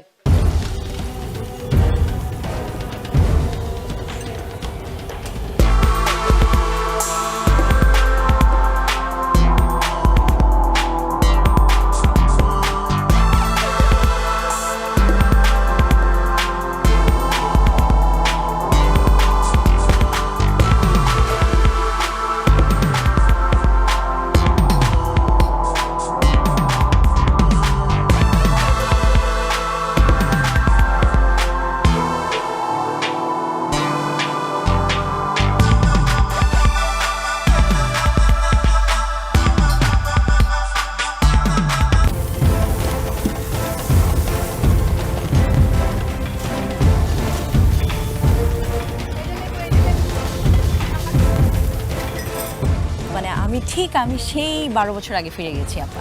আচ্ছা, বিকজ আমি দেখছিলাম যে মানে নার্ভাসনেসের কারণে যে হাত কেটে ফেলেছে, এটা কিন্তু আমারও হয়েছিল, কিন্তু আমি কাউকে বুঝতে দেই নাই। আমার কাছে ওই মুহূর্তে মনে হয়েছে I have to show my best.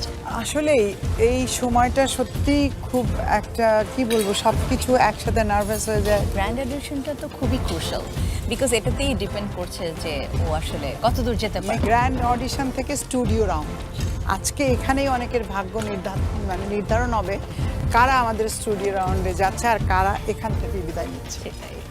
This is very important একটা পার্ট।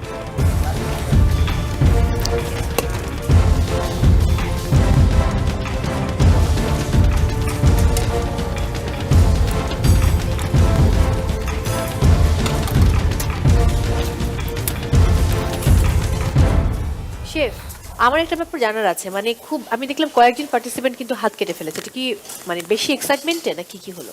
হাতটা কেটে ফেলেছে নার্ভাস হওয়ার কারণে, বাট আমি দেখলাম তো নিজে ইন্সপেক্ট করে দেখলাম it's a small cut, just enough bandage রেখে দিলেই এটা ঠিক হয়ে যাবে। মো কিচেনে দিস ইজ ভেরি কমন, হাত কেটে যাবে, পুড়ে যাবে, ওর মধ্যে দিয়েই কিন্তু এগিয়ে যেতে হবে, সেখানেই তার বিশেষত্ব। আর এটা একটা প্রতিযোগিতা, this is the main challenge.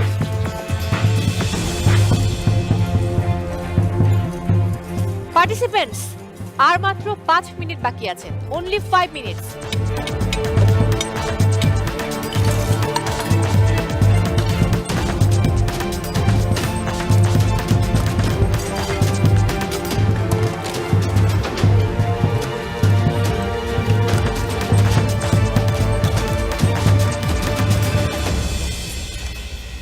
Okay participants, last 10 seconds, আমি কাউন্টডাউন দিচ্ছি। 10, 9, 8, 7, 6, 5, 4, 3, 2, 1, 0 and time's up.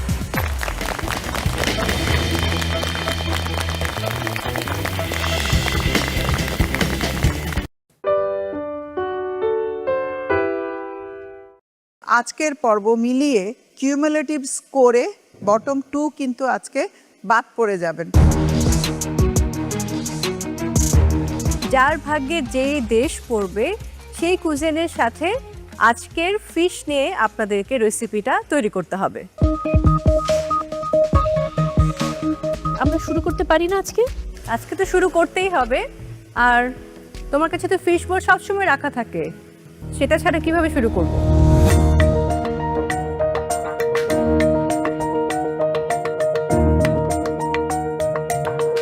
ফিশ বোল আমার হাতে চলে এসেছে। আপনারা আজকে যারা রান্না করবেন পার্টিসিপেন্টস একে একে করে এসে আপনাদের চিপস নিয়ে যাবেন।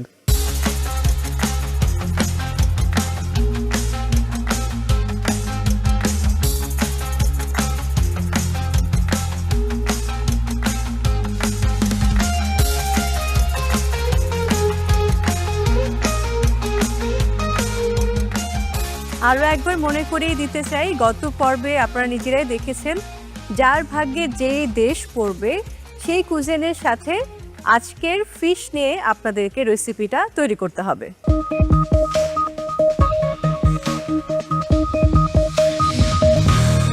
পার্টিসিপেন্টস, আজকে কিন্তু ফিশ ফিউশনের আমাদের দ্বিতীয় পর্ব। গত পর্ব এবং আজকের পর্ব মিলিয়ে কিউমুলেটিভ স্কোরে বটম 2 কিন্তু আজকে বাদ পড়ে যাবেন।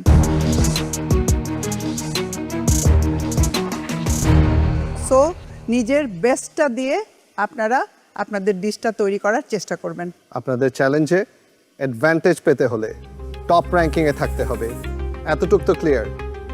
অ্যাডভান্টেজের কথা যখন বলছি, there is another advantage এই মঞ্চে, which is the black scarf. আজকেও সেম হবে, top scorer will receive the black scarf, and obviously black scarf-এর স্পেশাল অ্যাডভান্টেজ থাকবে, যেটা আজকে পাবেন কুমু।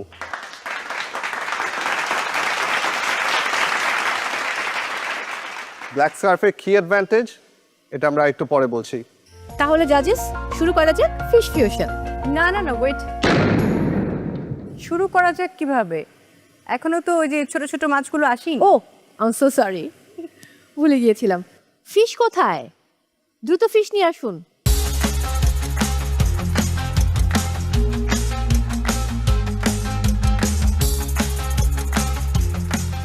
কি কি ফিশ আছে সেটা দেখার আগে আপনাদের কাছে কোন কোন দেশ আছে সেটা আগে দেখে নিই। তার মানে কোন কোন কুজিন পড়ছে। আমরা প্রথমে যাচ্ছি অসিতের কাছে, থাইল্যান্ড। এই থাইল্যান্ড খুবই সহজ। এরপর যাব রূপার কাছে, আফ্রিকা। আফ্রিকা।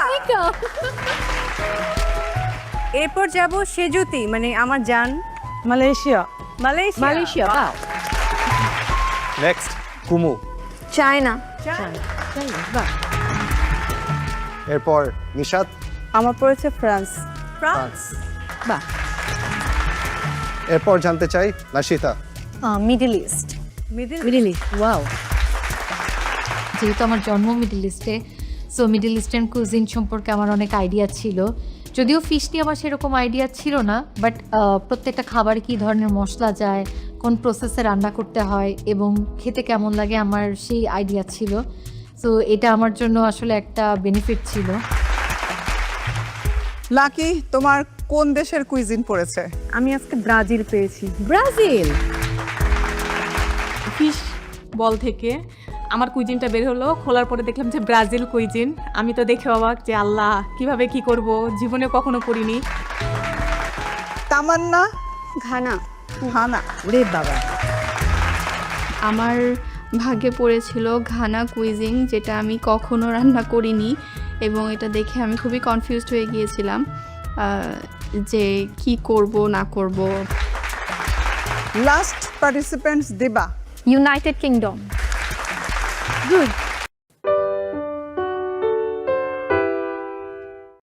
আমি আজকে বানিয়েছি ফিশ পায়লা। নিপা, আজকে আমাদের যে নামটা আছে ফিশ ফিউশন, সেই নামের সাথে আপনার রেসিপির কোনো মিল নেই। আমি ডেফিনেটলি বল মাছ এই স্টাইলে রান্না করার ট্রাই করব ইন দ্য ফিউচার। এবার আমন্ত্রণ জানাচ্ছি ঢাকার প্রতিযোগী নিপাকে। নিপা, আপনার রেসিপি নিয়ে চলে আসুন।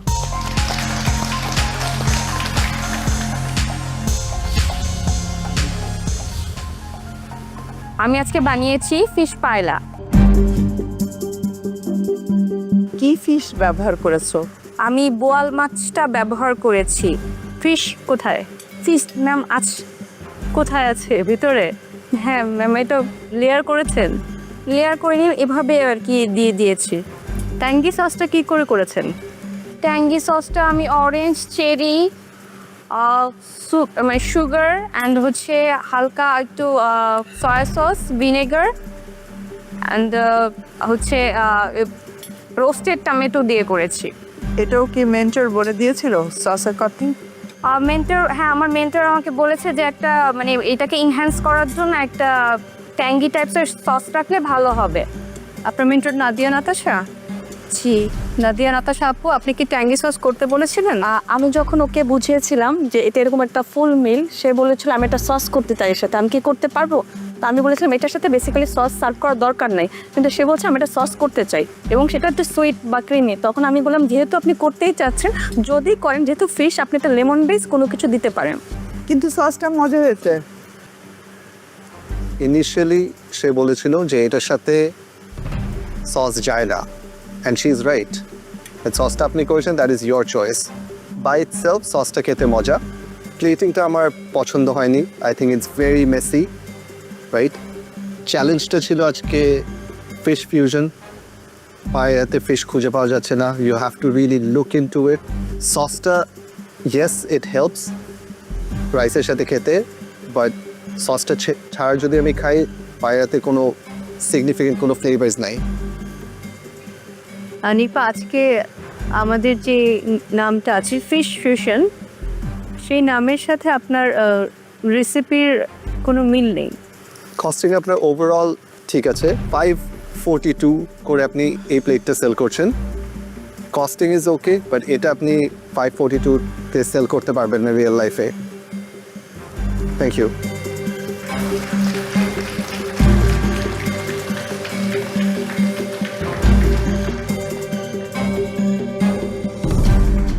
এবারে চট্টগ্রামের প্রতিযোগী উর্মি মাহবুব, আপনার রেসিপি নিয়ে চলে আসুন।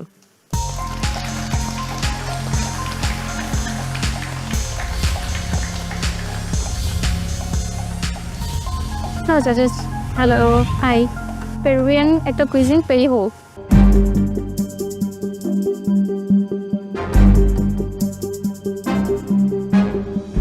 কি ফিশ এখানে ব্যবহার করে? এখানে আমি বোয়াল ফিশটা ইউজ করেছি।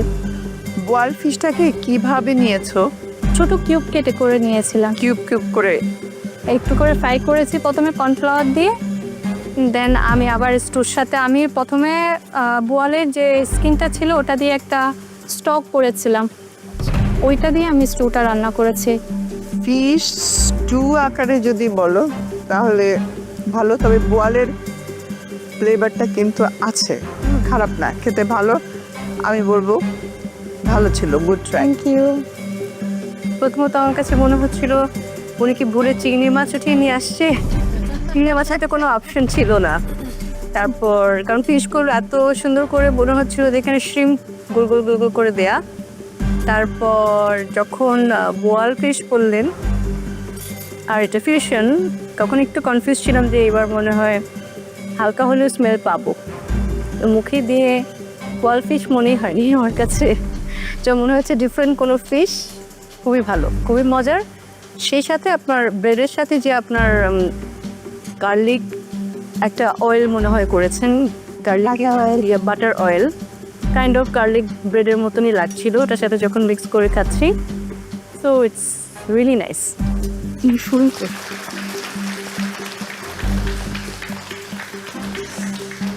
সিম্পল প্লেটিং, অনেক নাইস কালার্স আপনি নিয়ে এসেছেন এই ডিশটাতে।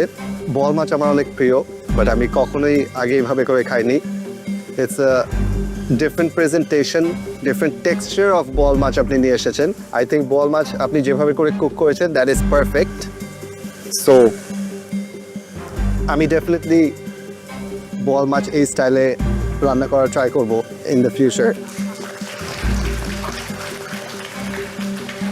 কস্টিংটা ঠিক হয়নি, এটা আপনার খরচ। প্রফেশনাল কিচেনে কাজ করা হয়েছে?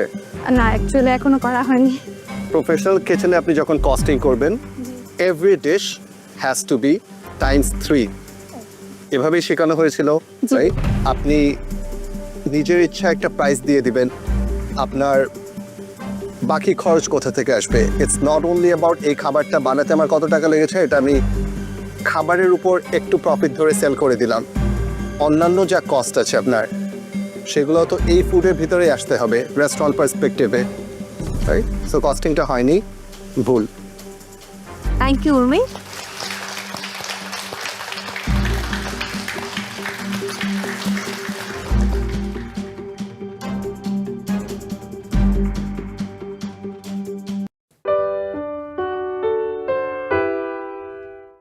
এই লাল কাপড়ে মোড়ানো রহস্যটা আমরা উন্মোচন করতে চাই। শেফ নাইম আশরাফ, প্লিজ একটু হেল্প করুন। দেখতে চাচ্ছেন কি আছে? অবশ্যই, কারণ এই রহস্য জানার জন্য আমরা সবাই অধীর আগ্রহে অপেক্ষা করে আছি।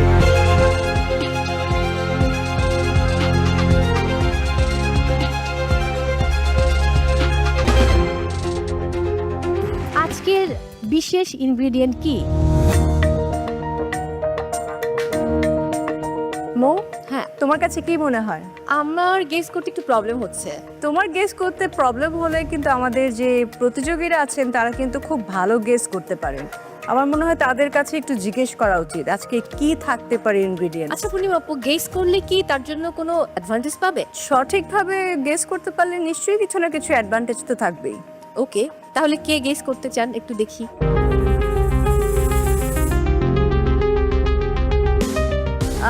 শাফায়েত,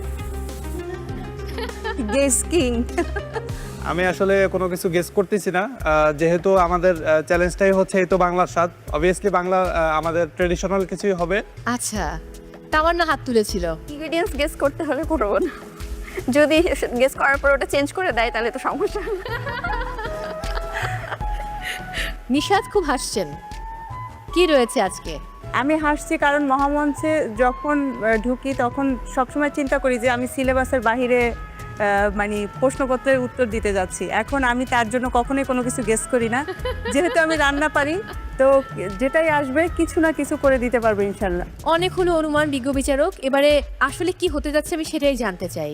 ওয়েল, কেউ যখন গেস করতে পারছে না, দেরি না করে আজকের স্পেশাল ইনগ্রেডিয়েন্টসটা নিয়ে আসা হোক। যথা আজ্ঞা, তার মানে টিম আজকের ইনগ্রেডিয়েন্টস নিয়ে আসুন।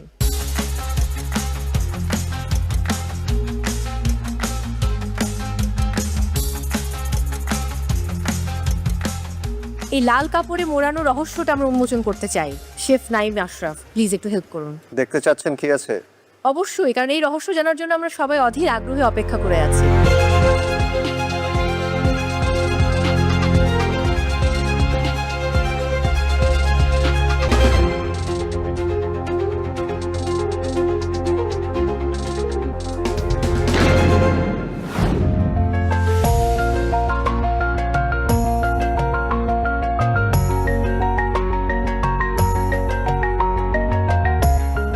পার্টিসিপেন্টস, আজকের আমাদের মেইন ইনগ্রিডিয়েন্টস এটাই, কচুর ডগা আর কচুর মুড়।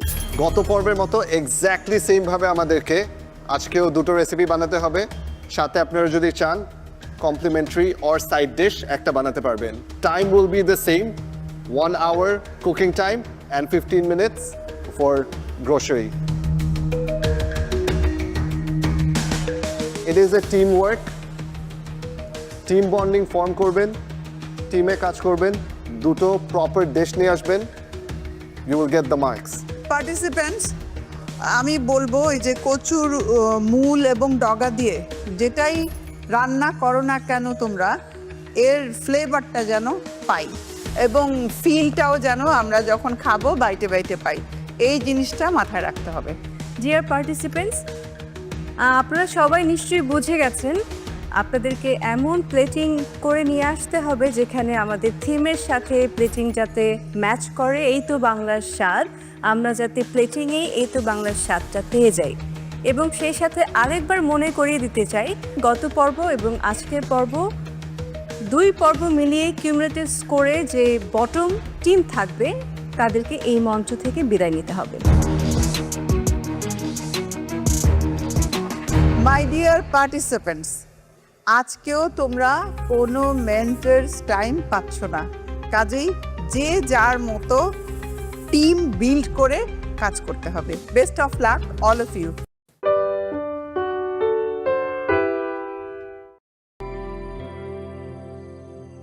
Sivina Lam mà Cinderella nữa à?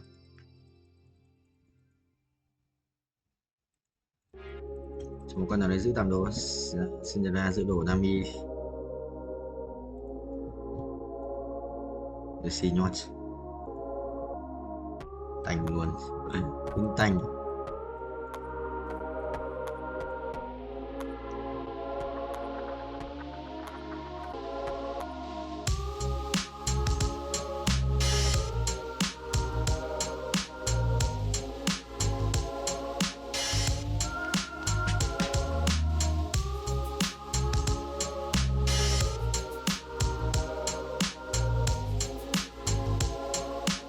Thiếu rồi.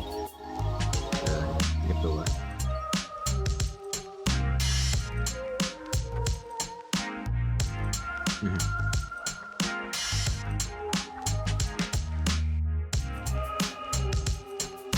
Tua đi. Sao máu. Nhiều hơn đấy, nhiều hơn đấy. Bisa saya minum di phòng ngoài pecah. Thắng quá. Yes. Mở tiếp. Đúng luôn mà đủ. Ra quan ếch kìa.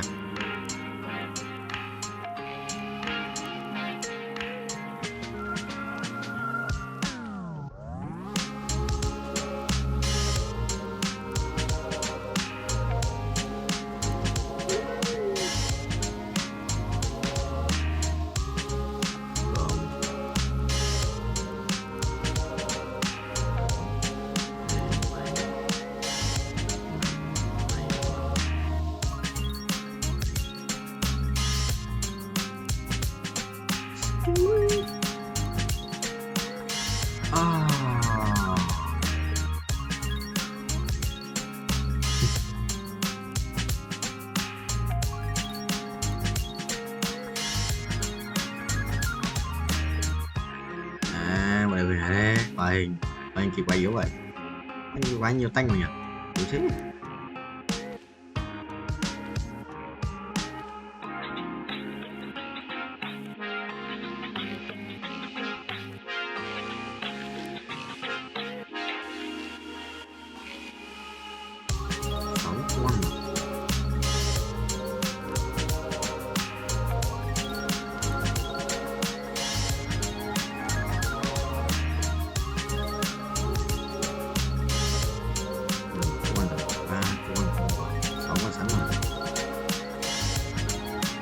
Đây, 16 con. Chưa đủ.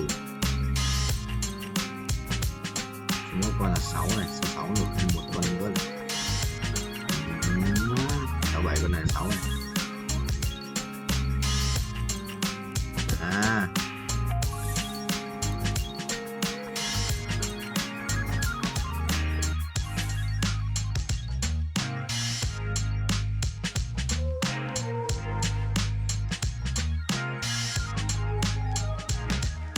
Hãy trốn bố.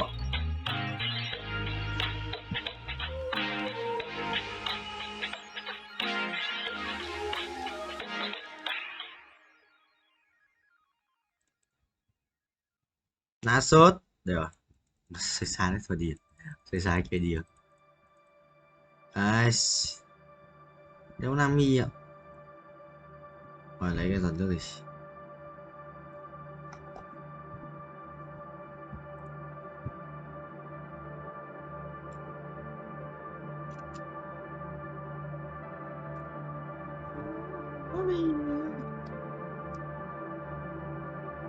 Chọn bố.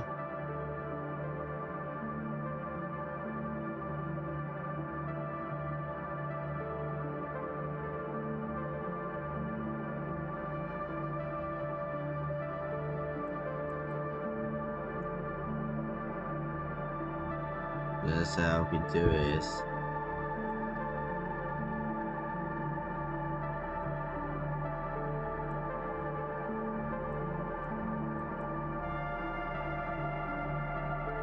Sao chết rồi?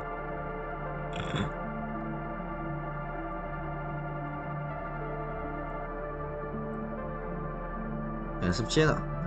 Game. Là sao đây? Đúng rồi. Đúng là game chọn. Được.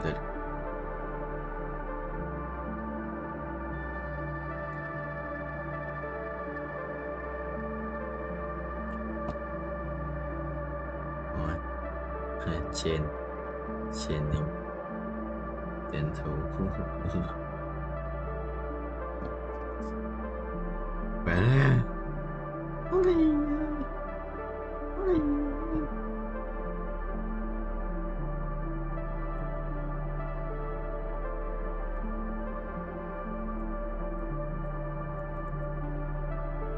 Cái này con này lắp bên trên.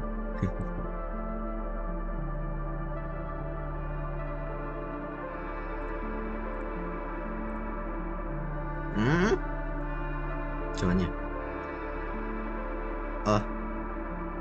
Đúng rồi.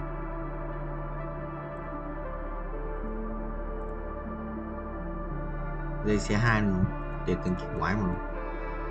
Kỳ quái số một con năm ngoài con rất con Nico đấy. Nico phế điện.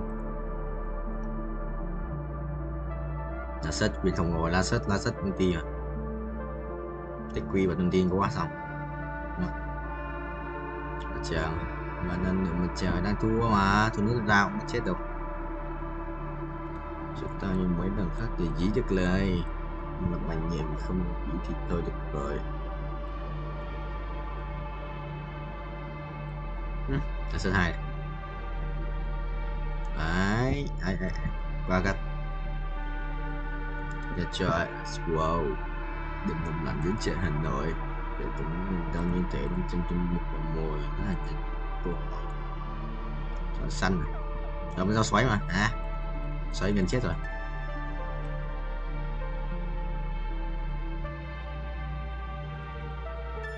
Thế ra tướng nhỉ. Không có rõ rồi đúng không. Chơi vào chịu phải lắp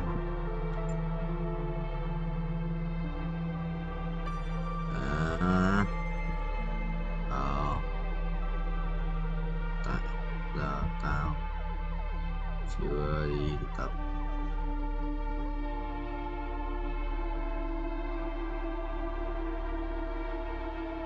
Đang học nhiều sáng làm cái này chiều ngồi học.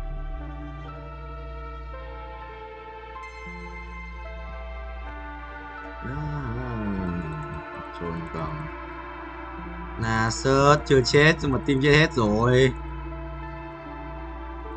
Là sớt thật là khỏe mạnh. Còn là sớt mà tanh mà có đồ đam nhở. Khiếp, thằng sầu quên đồ đéo rồi kìa. Trốn nhỉ.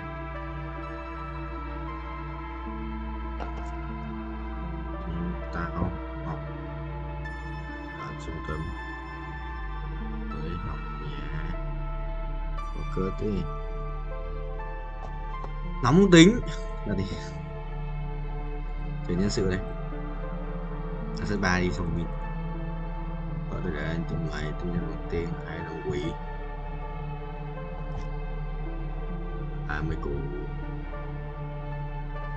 lên 6.5 từ không biết gì.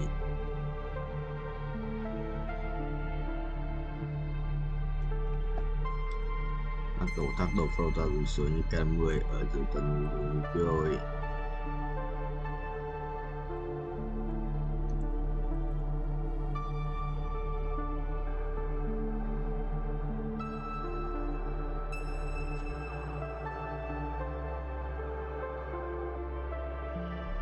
Kiểu thấy mình kiểu kém ấy, kiểu phế của đeo gì nhỉ.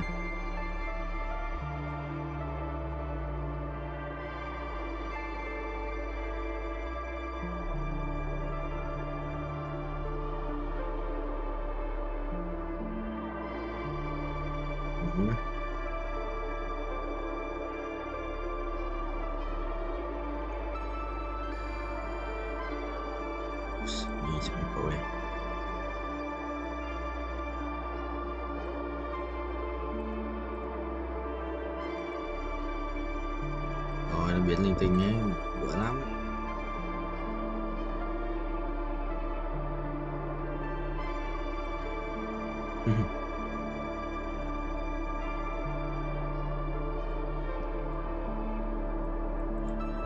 Kem rồi. Sự ngon không? Đó, tơ tổ che sủa tơ tổ.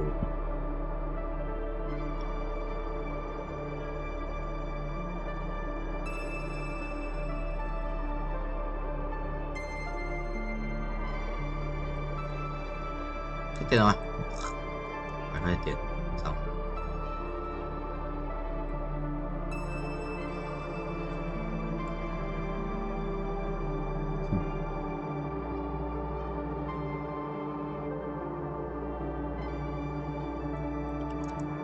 Gold pet nào. Đây, 10 con. Nhớ bây giờ 15 triệu.